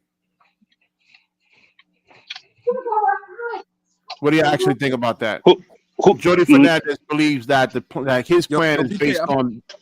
I mean, can you use Ben Simmons like a Jokic with the dribble handoff? No, he can't. No, he should play off the bench though, BK. He can't play 30 minutes a night. No, I'm talking about changing his game, like not have. I mean, just like him. He's a good screen setter. Like Iceman actually says that Clax does not set good screens. Yeah, but Ben does set good screens though. That's the whole thing. Right, but they can't play together though, man. They have one of the worst plus or minus ratings on the court together. You can't put that together. I agree with that. If you're going to play, I don't mind him playing that kind of style for either one of those guys. They just can't be on the court at the same time, which is why I continue to stress. Because if you're going to play Clowney, now I know what Sean Marks is probably thinking. Clowney's going to be our 5, Ben Simmons is going to be our power forward, and I'm going to just put 3 shooters around him. Bro, Go ahead. Oh, my fault. I don't think Jordy is like. Does he even not realize that we don't have those type of players at the team? I don't think he even realizes that we don't have that. What is he talking about? What is Jordy talking about? Like all this, dribble handoffs and turning somebody into Sabonis. We don't have those players. To do. And our roster's not set yet either, guys. We still have to get like 4 or 5 roster places set up. I think Jordy is just like repeating what Mike Brown was doing, bro. He doesn't. No. If Jordy straight up tells Ben Simmons you're playing off the bench, my respect will grow immediately for him because that means he's serious about creating a balanced team and not just running it back for the sake. Hold on, Jonathan. Who are you going to start at the point guard position? Please don't tell me Dennis Schroeder. Stop. Listen, whoa. BK. He can give you some playmaking. We're going to play bum shooter. No, listen. Who are options, man? Thomas can't play the point guard position yet, and if it's not Ben, it's got to be Dennis, man. Unless they make a move this summer. Unless they make a move. What D-Rock said that Cam Thomas was 6'1", all right? And you got Dennis Schroeder at 6'1". He's not 6'1"? He's 6'3", bro. D-Rock's the picture he has right there.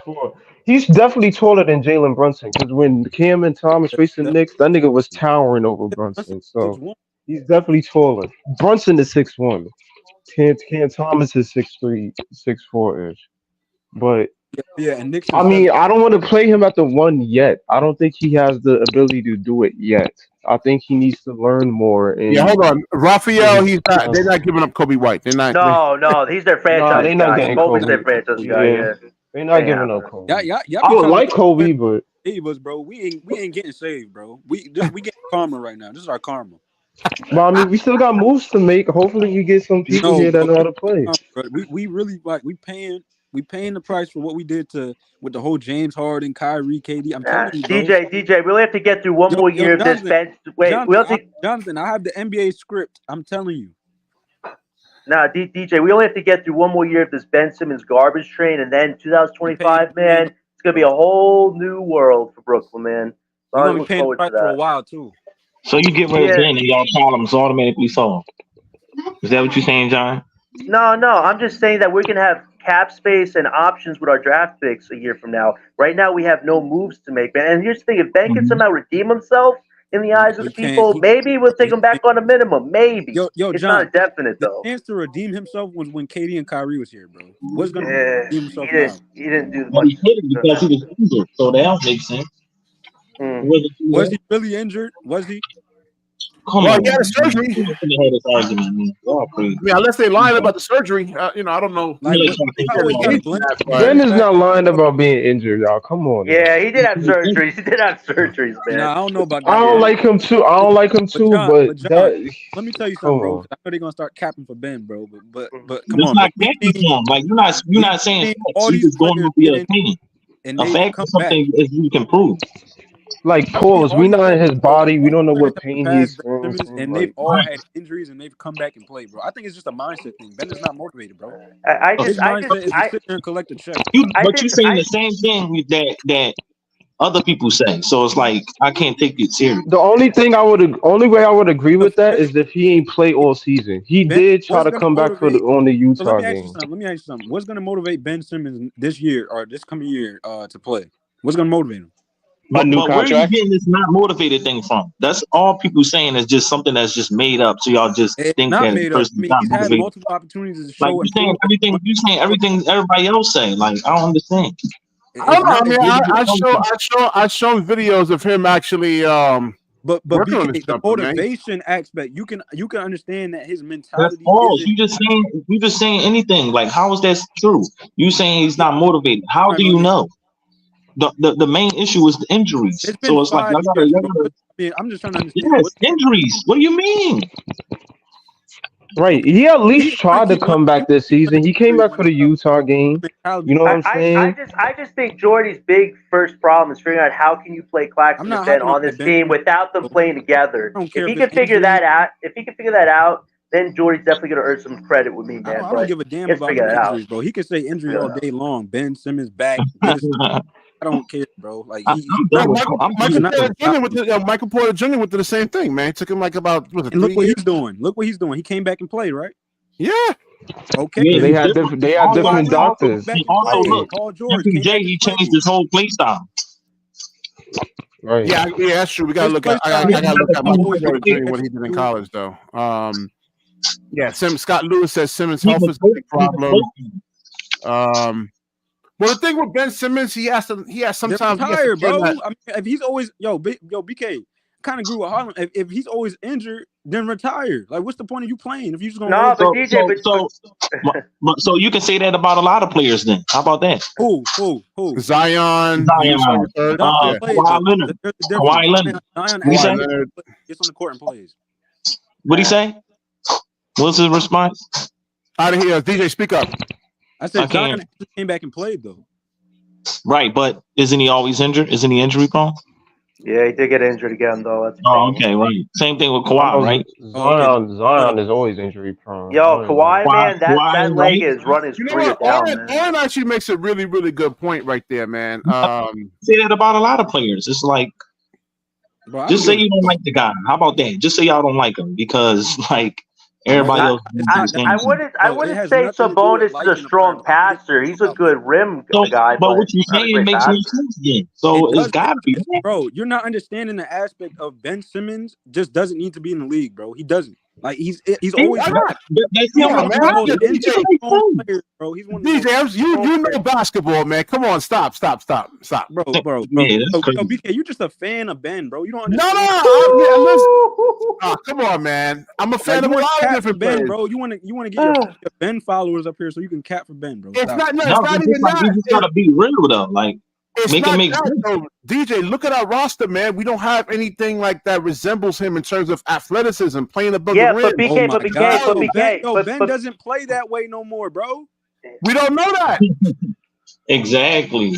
yeah, but Oh my BK, God. to that point though, John, they just gonna have to wait. They're gonna have to see it for themselves, bro. Ben's gonna no, do it listen. If I'm Jordy, I would rather have every Ben year. come He does off the the bench. same thing, bro. Listen, Plays if 10 I'm games, get injured, DJ, sits if on the I'm bench with all these outfits, don't do nothing but collect the check. Comes listen, That's back, why I say, comes if back see, for look, you 5 see games, exactly gets injured.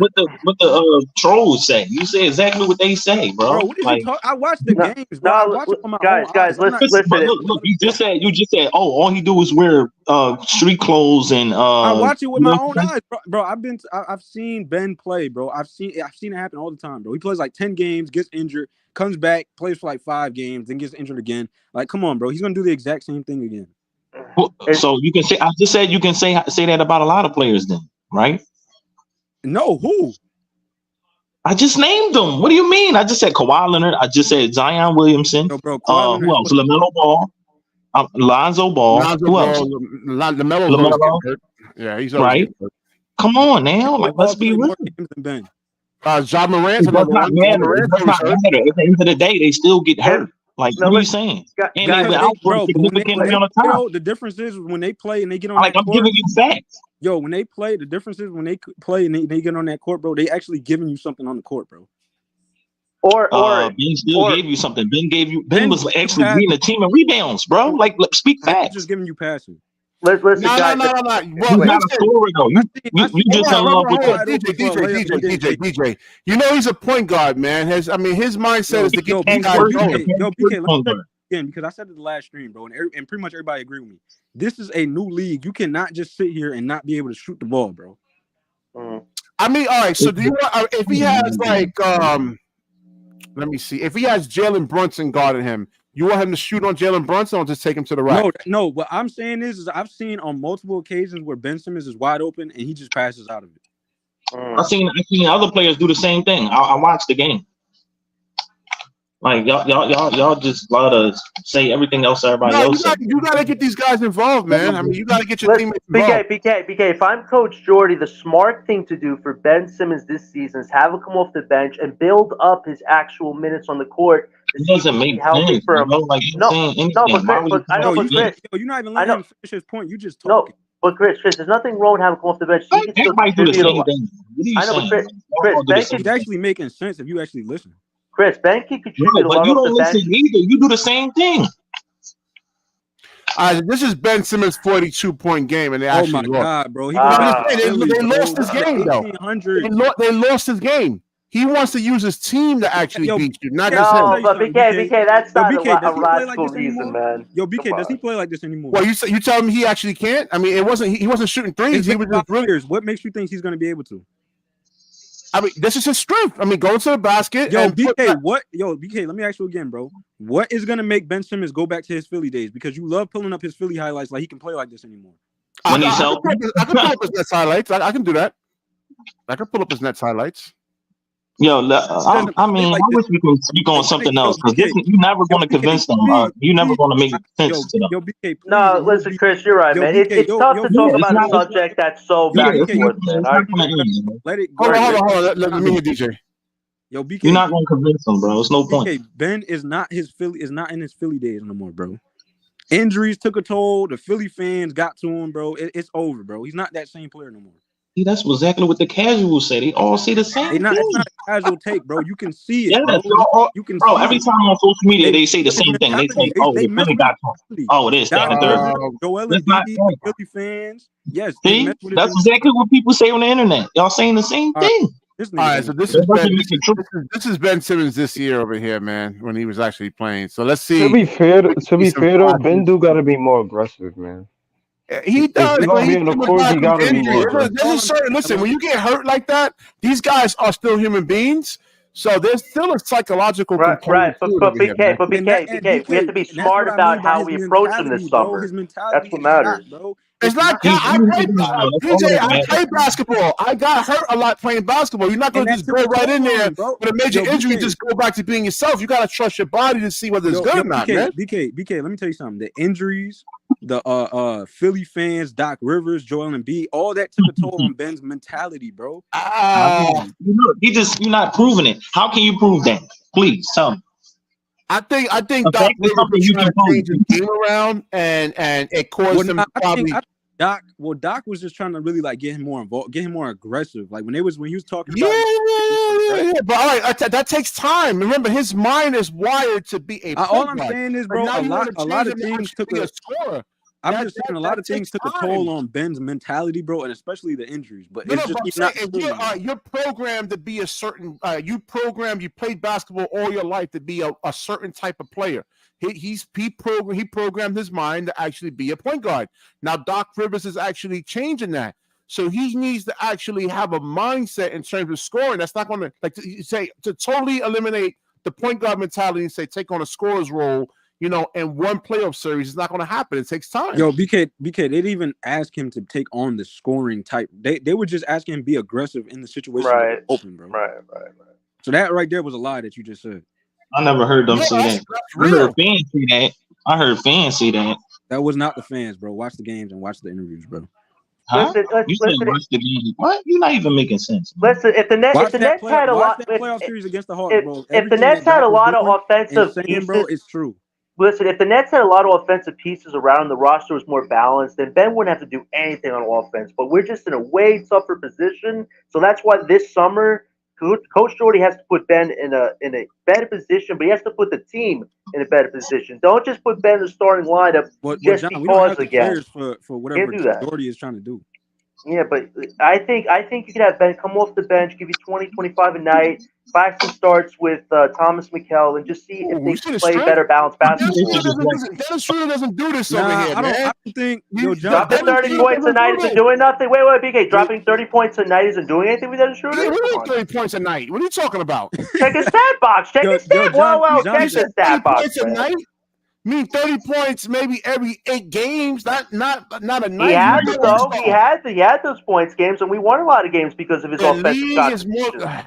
Yo, Jonathan, I don't think Ben is. I don't think they're gonna have him come off the bench though. He has to though. Listen, but I know he has to, but I don't think that's gonna happen. I don't think. Right, but here's the thing though. If they put Ben, BK,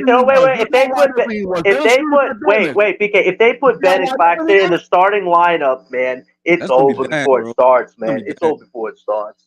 I get how you guys feel about instruments, but give me somebody better. If you give me like Ja Morant, hypothetically, you give me Ja Morant on this team, I'm like, you know what? Buy Ben Simmons. He's out of my mind.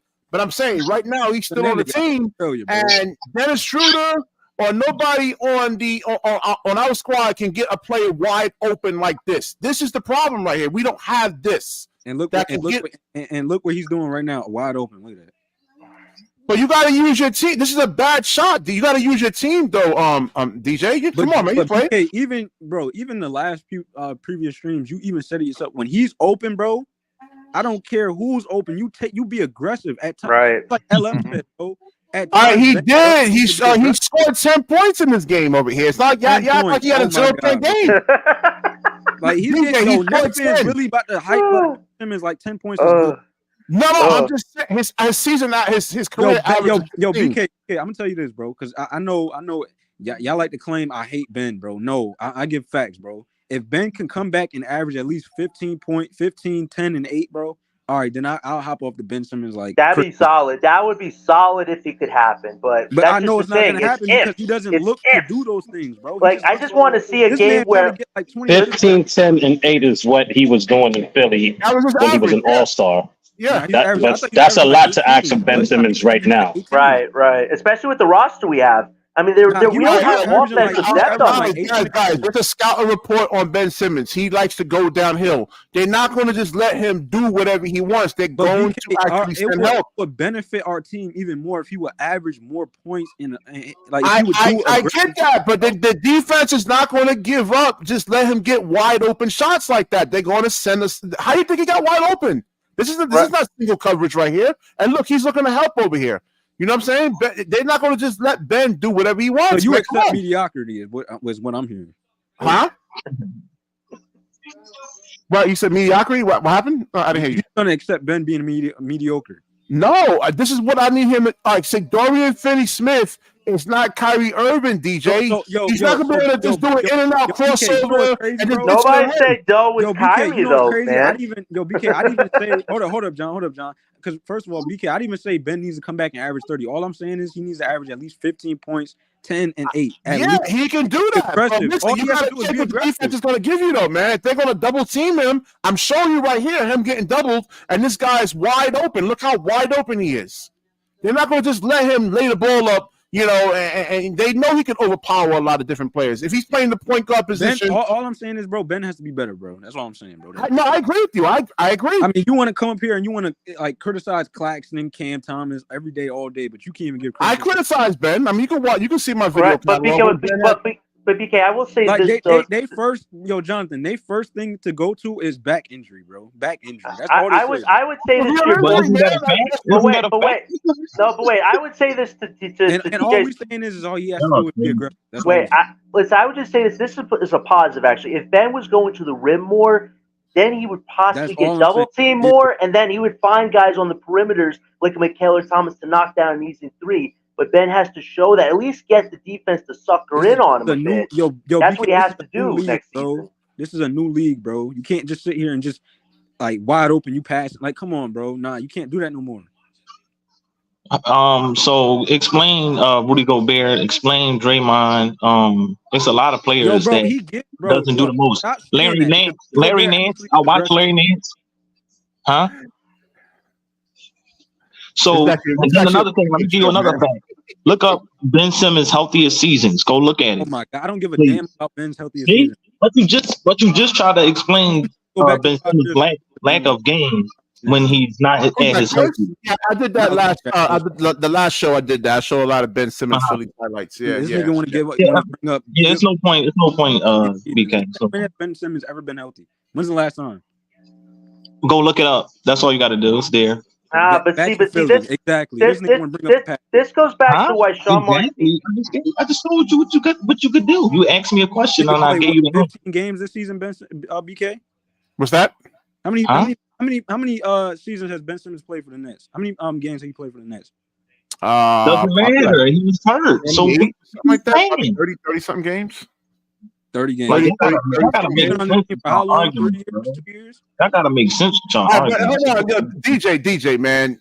You act like he's the only player in NBA history that had to go through. Bro, we're not talking about anybody else on any. We're talking about specifically the Nets, bro. I don't give a damn about anybody else. All right, but DJ, you understand? I am a basketball player. All right, I'm a hooper. I'm going to actually defend these players, man. Like it's not. I'm gonna defend John Morant. I'm gonna defend Lonzo Ball. I mean, I'm gonna defend any kind of injuries. I got hurt. What's the difference? Basketball. When those guys play, what's the difference, bro? When they be on the court, what's the difference? Who's that? Output. Yeah, what happened with John Morant this year, though? He was out. What? I'm gonna ask you again. What is the difference? I mean, listen. If you're healthy, you can play. If you're not healthy, you can't play. When those players are healthy and they're playing, don't even talk about Ben. When they're playing, what is the difference? You act like Ben Simmons didn't have any type of accomplishments. 3-time All-Star, All-NBA team. No, it's no convincing them. Like I wish y'all talk about something else. Chris, I'm with you, man. I'm with you. It's going to be a whole hour on this. I already gave the solutions they could do with Ben. I also agree though that if they put Ben and Claxton in the starting lineup, we're just going to be bad from the get-go. No, what y'all think about Dennis Schroeder starting, man? I know how DJ feels, but the rest of the guys. It's an option. Schroeder got to go. But for who though, DJ? Who can we trade him though to get an upgrade to play point guard? Anybody. I don't care who. But there aren't too many options, though. That's the problem for the Nets, though. The If we problem. get 2 second-round picks, get off Schroeder, get him. Yeah, but see, this is what we can all agree on. This goes back to Sean Marks needs to get this roster fixed from top to bottom. We have so many wings on this team, man. Team small. We have so many wings. Like, come on, bro. So it's such an unbalanced roster we have right now. Hey, we need Chris, to get back to basics. what you think about Dennis Schroeder starting, man? Hell no. Next Cam Thomas? Hell no.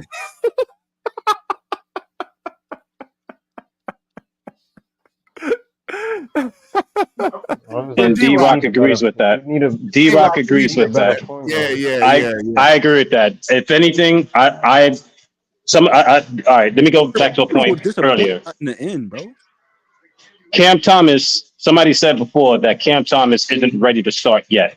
I see this upcoming season as one more year of developing, showing free agent guys to be in 2025 and potential guys that can ask for a trade, that the Nets are actually serious, that they can make the playoffs with this current roster.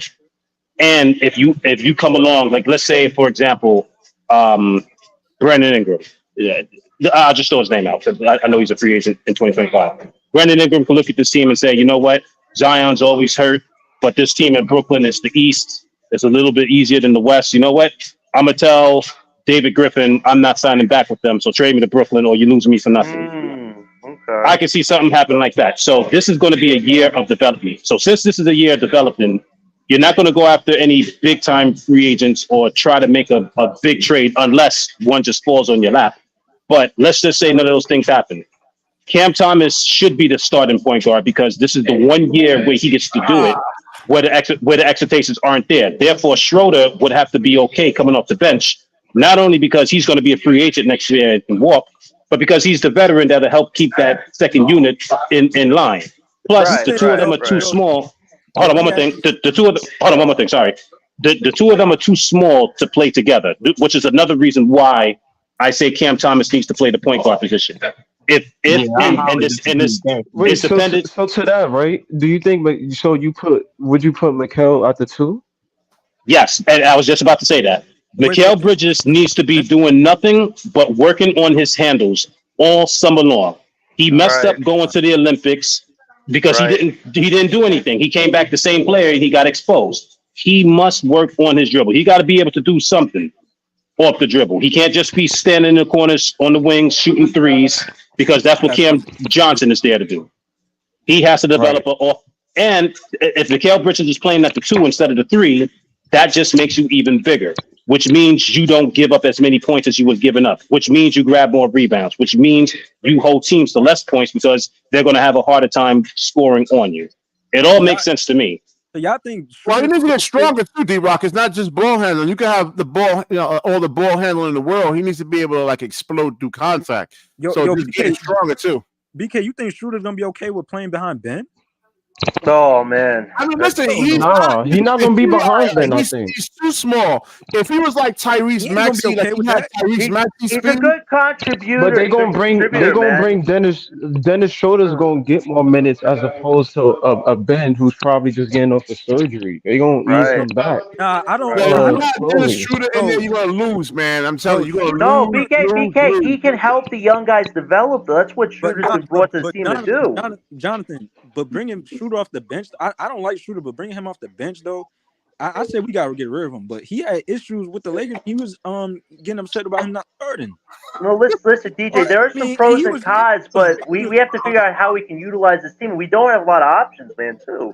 We have to keep that. He's not gonna be okay with. He's gonna throw a fit if he plays behind Ben. Oh, here's something. When he was playing with the Lakers, who else was the point guard on that Lakers team? Like who was the backup point guard? They didn't have many point guards. They had Reeves in there. That was last year's team. No, that was 2 years ago. That was 2 years ago. Was D'Lo coming off the bench and Schroeder was starting? Was it the other way around? Not Russ. I said Russ. Schroeder. I mean Schroeder and Russell, D'Angelo Russell. Yeah. Right. So you're not putting $47 million in Russell Westbrook off the bench. They should have. That would have been the better basketball fit. But that's the beauty of it right now with Dennis Schroeder. Dennis Schroeder has to play. Dennis Schroeder and Ben Simmons are in the same category. They're playing for another contract. So in order to get your contract, your team needs to win, because if they don't, You're just going to be like Spencer Dinwiddie, get traded to another team, bought out, and then you're going to be on a veteran minimum for the next X amount of years until you build up your value. If Dennis Schroeder had like Tyrese Maxey type of speed, then I would definitely agree with you to keep him. But he's too slow, and then he's small. Okay, so what do you want to get for him? Wait, BK, what do you want to get for him? Wait, BK, what do you want to get for Dennis Schroeder? I mean, you can say the same thing for Luka. No, wait, BK. BK, who could you get? Damn this. He's 6'8", 6'9". Right, but he's slow as a snail. Okay, BK, you can who can you get in the market easily. BK, who can you get in the market right now for Schroeder then? Who can you get in the market? Bro, in that Clipper series, Harden was getting by Luka all game, I'd bro. rather put Cam Thomas at the point guard than put Dennis Schroeder as the point guard, man. That's just me. Even though I don't think Cam Thomas. To this point, I kind of agree. I kind of agree with that because at least even Schroeder is small. He's like 6'1", 6 feet. At least with Cam as point guard, he's 6'3", 6'4". He got size on him. You see how arky he is, so there's some size there. Mikal at the 2 can give us more defense and more spacing and guarding the perimeter. Yeah. I don't know who you put at the 3. I wouldn't want Cam Johnson there, but I mean, if he got to play, he got to play there. You got too many athletic threes at the. I'd rather wait. So BK, what you want the lineup to be? Yeah, BK. What's your lineup be? I want to hear your lineup. So who would you put at the 3 then? So Ben Simmons is coming back, and he's going to start. I mean, unfortunately, no. He's going to start. Listen, he's not. He had 2 surgeries. You can't start a guy who's come up 2 back surgeries. He's not going to start recover, man. It's not like he got hurt. Listen, Jonathan. Or if that happens, Jonathan, I would agree with you if he got hurt in August, all right, and then he's coming back in like October. I would definitely agree with you 1,000%. But he's already cleared the plate now. BK, have you seen the rehab videos he's doing already? It hasn't even been June. He's already got 10 what I'm saying is he had 6 seen months to actually, get ready to come back right now. He's already cleared to actually play.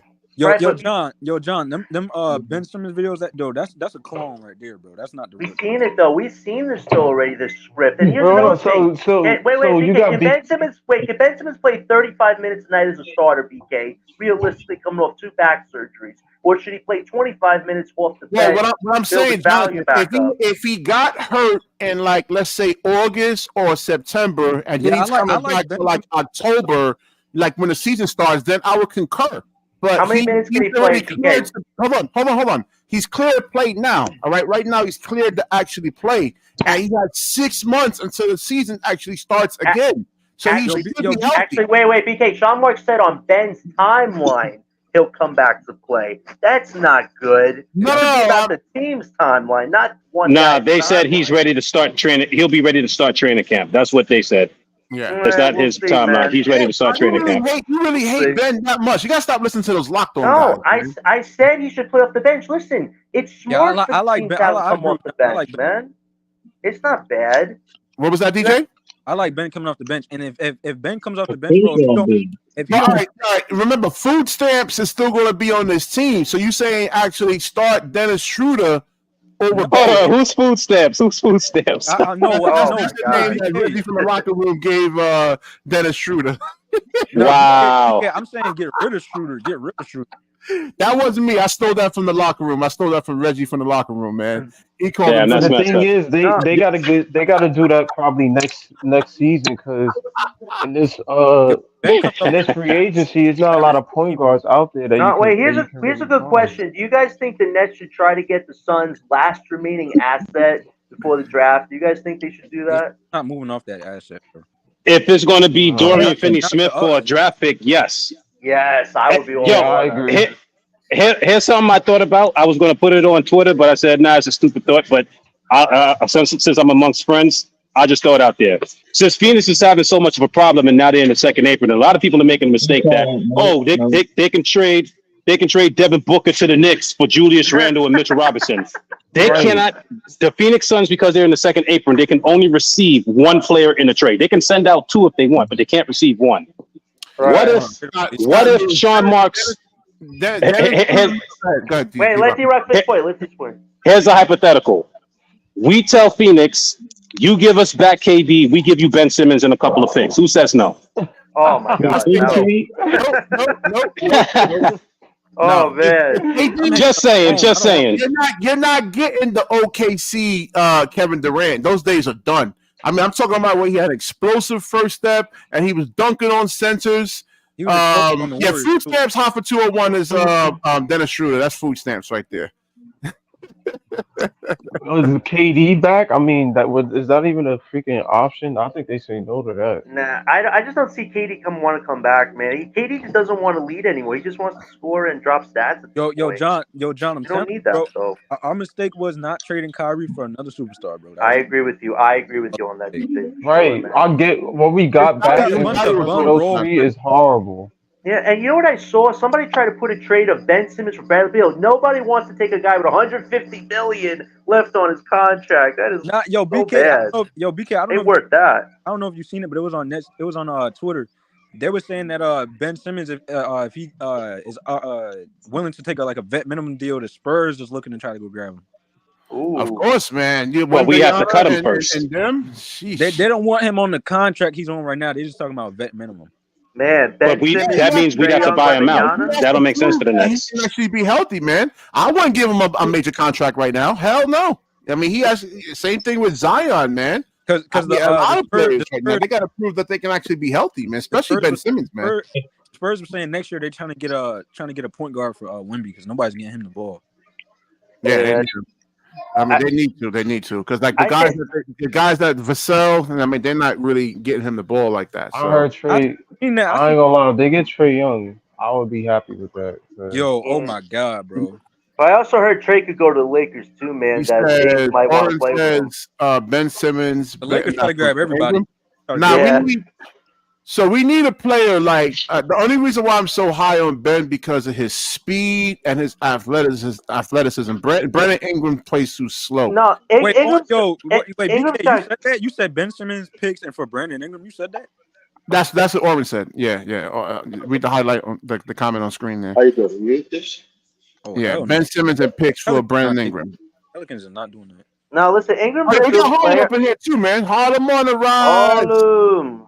Yo, Harlem, they up here. Just stop talking about Ben, please. Oh my God. Yeah, let's move on the Ben train, man. We get man. Yo, Harlem. Knicks in 7, bro.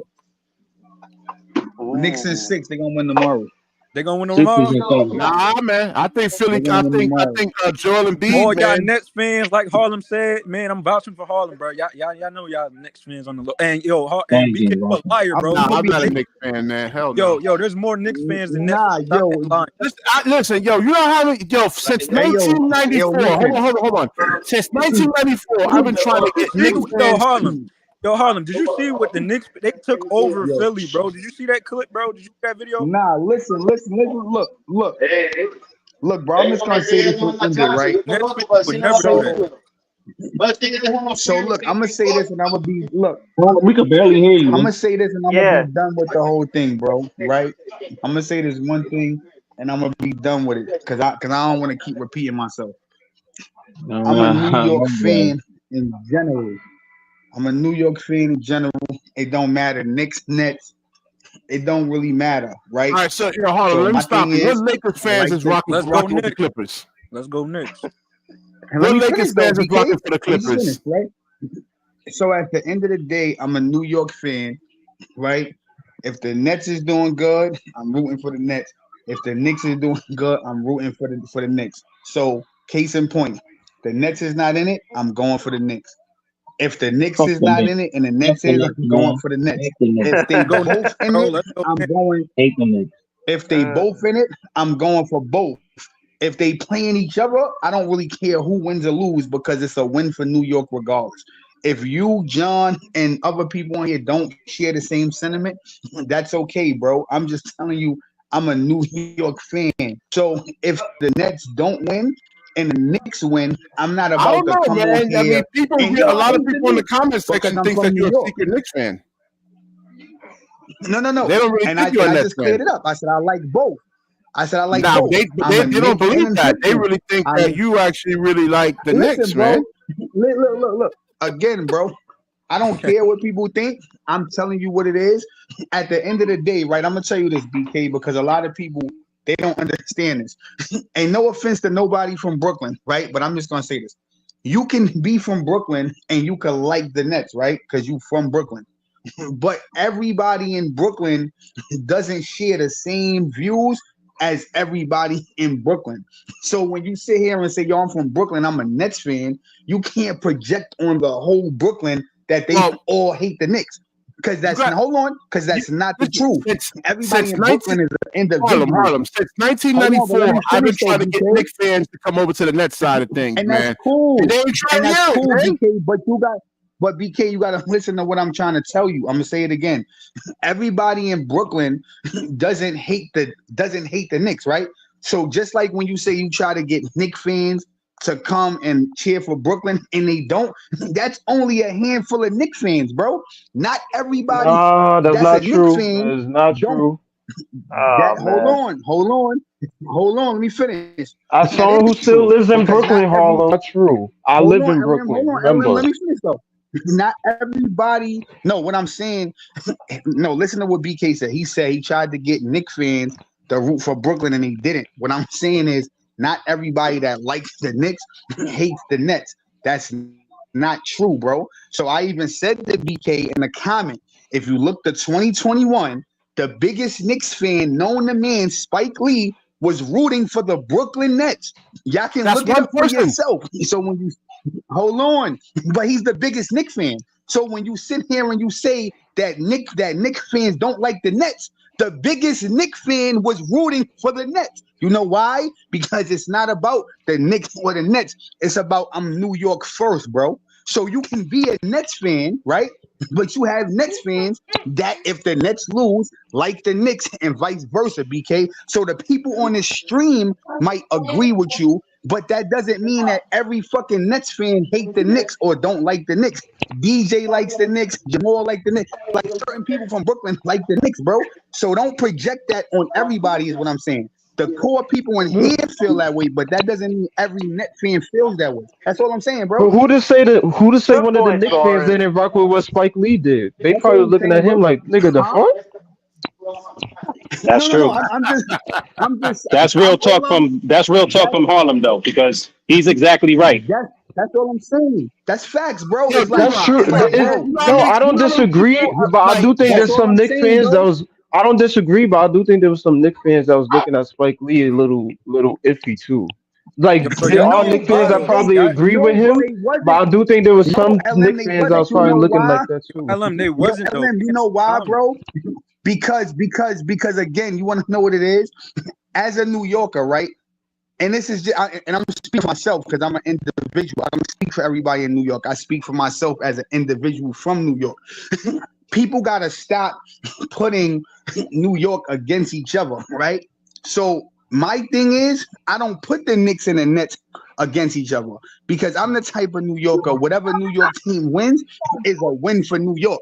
Now, granted, as a person from Brooklyn, you want the Nets to win. I get it. You born and bred in Brooklyn. But if they don't make it, as a New Yorker, I'm going to go for the Knicks because they still represent the city that I'm from. So when you see Spike Lee repping Brooklyn in 2021, he's letting you know. No, but how do you know how those fans feel? But hold on. I think that was LM or how do you actually know how those fans actually feel about Spike Lee being over there, man? Hey, yo, BK, when Spike Lee was at the Knicks game, right? Did you hear any fans saying, "Yo, Spike Lee's a traitor"? I don't know. Any Knicks fans saying that? They were saying it when they put him on TV. The ones I know, they were saying he is a traitor, but they quickly forgot because then Brooklyn fell apart and the Knicks came on the rise. That's the beauty of fandom. Everybody can have. To his point, Harlem, I have friends who are Knicks fans, and that year I told them 2021 we was winning it all, and them niggas saw Spike Lee there, and they was like, "Yo, we don't claim that nigga," and I was like, "Why? He's supporting New York, right?" They was like, "Nah, we don't fuck with that. Why is he in the bar? Why he in the Barclay?" There's a lot of Knicks fans. To your point, right? You right. Knicks fans might support him and be like, "Yo, okay, Spike Lee with it, cool." But there are some Knicks fans that looked at that shit a little iffy. It wasn't the whole fan base that was with that shit. And I'm not mad. And I'm not, and that's my whole thing. I'm not mad at people for feeling that way. All I'm saying is some fans like myself that look at it like it's a win for New York regardless, and it's some New York fans that's like I'm this particular New York Oh, fan and fuck the you other guys are in the side, and minority, that's man. cool too. You are in a That's all. serious All I'm minority. saying, BK, and when BK I say the deny. Knicks are the most popular team in New York, DJ, that is a it's fact. Harlem. That's to a certain degree, Harlem. Is Miami Heat fans rooting for like Orlando fans? They're in the same state. Come on, man. Nah, a lot of the Heat fans, we just root for the Heat. Yeah, I don't even think the Lakers fans root for the Clippers fans. They don't. That's what I'm trying to say. LM, it's like a 5%. Like it's only like a little bit of them. He's talking about a small minority. Most of the people do not like the Nets, even when they were back in New Jersey. It's like just something to do. So yo, BK, let me ask you a question. I ain't gonna lie, them niggas played in the same stadium. I mean, it was still war between them. I got you right now, BK. Some of the Laker fans do it though. I'm not saying Harlem. Go ahead. On the Clippers, yo, BK, I got you right now, right? All right. When the Lakers was ass, right, for them few years, right? Because again, just because you don't see people coming out saying it, it don't mean they not secretly rooting for another team. I'm just saying that. So you telling me when the Lakers was ass them few years, and the Clippers got Chris Paul, DeAndre Jordan, Blake Griffin, they had Lob City. You tell me that it wasn't Lakers fans wishing that the Clippers won because the Lakers was ass? I don't live in LA, but people from the Lakers that like them. Stop, bro. It was, and that's what I'm trying to tell you, bro. You know what I'm saying? It don't mean that you a fan of it. It just means that they're in LA. The team that you're going for is doing bad, and you're gonna keep it with the home city. So that's all I'm saying with the correlation with the Nets and the Knicks. You could like the Nets, but if they're not in it, the next thing to go for is the Knicks because that's the home team, nigga. That's the home team. So look, right. So I agree with to Harlem's point. I feel the same way. To Harlem's point, I felt the same way about with me growing up for the couple of years. I was a Spurs fan before the Nets moved to New York. I always rooted for the Spurs, but when the Nets came here, I was like, yo, I got two teams to support. Nets can be my Eastern Conference team, Spurs is my Western Conference team. But to Harlem's point, I think that there are some fans in LA that do support the Clippers and be like, yo, okay, Lakers is out. They not probably fans of the Clippers. Exactly. But I do think they gonna support them niggas if they do. I get what you're saying. You keep it home team, BK. Right now, the Nets is not in it. So if the Nets not in it, that you from the Bronx, the Knicks instantly should be who you going for. So you're making it seem like I'm putting hell no. I ain't gonna lie, Harlem, he right, because my mom supports both. She supports the Knicks. She supports the Knicks and the Nets. Minority though. That's the whole thing. He wants you're right, but they're all. You can't ignore that they out there though. I think that's. I'm just saying that Harlem is in a very, very small minority. That's the whole thing. But you can't say it's a small minority, right? Because you don't know. You're just speaking for people that you know. We don't know everybody in New York. But what I'm saying is, if you from the Bronx, right, and you talking about, yo, I want the Nuggets to fucking win over the Knicks, I'm looking at you like a weirdo, bro, because you going against home team. That's a negative. I would shake that brother hand. I would shake that brother hand. Yo, I'm born and raised in Brooklyn. Lived on the same block all my life. I think Nets fans. But what if Jokic is someone's favorite player? I'm going you to the soil, bro. Harlem, what if Jokic is someone's favorite player? Never go against New York, bro. That's the beauty of fandom. Everybody can go whichever way they want. Hold on. Wait. I'm gonna give you a prime example. Ellen, right? Leaf don't like the Knicks, right? Mm-hmm. Okay, cool. He don't like the Knicks, right? Let's say Leaf's favorite team is the Sixers, right? That could be your favorite team. but if you a Brooklyn nigga, right? And you like, yo, fuck the Knicks. Yo, bro, I'm looking at you, bro. Because you could like Philly. That could be your favorite team, but you really gotta say fuck the Knicks. You from New York, bro. You making the city look bad by even uttering "fuck New York" out your mouth, nigga. So niggas like Nope, me because that it's the really rep Knicks. the city crazy is looking at you like, how dare you say fuck the Knicks? That's crazy. But you shouldn't say fuck no New York because you from New York.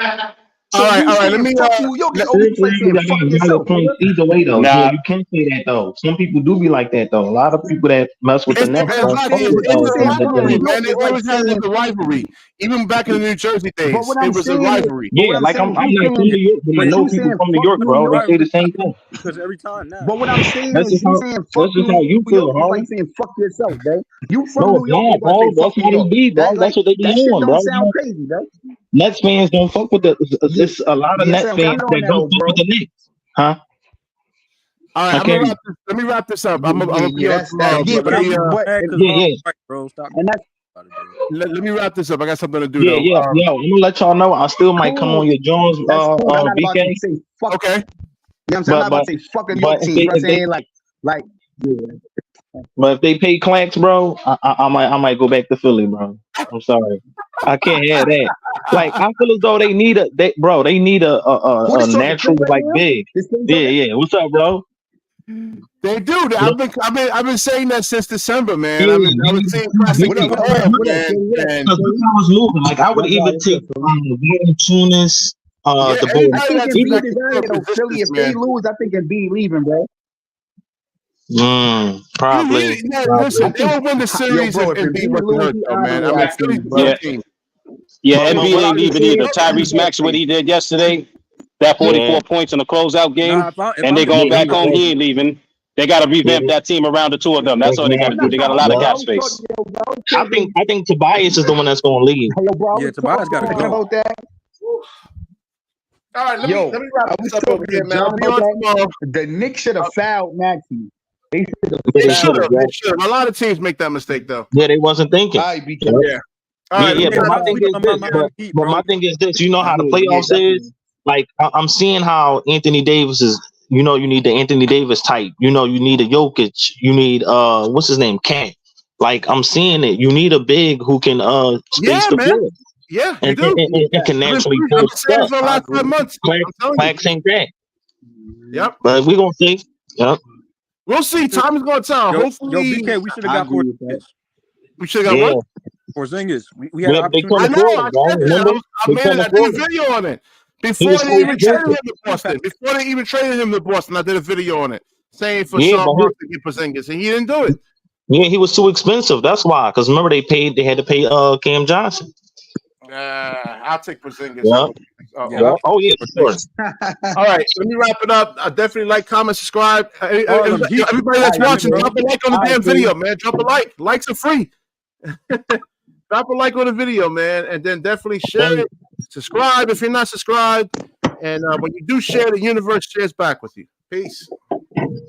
All right, BK. All right, man.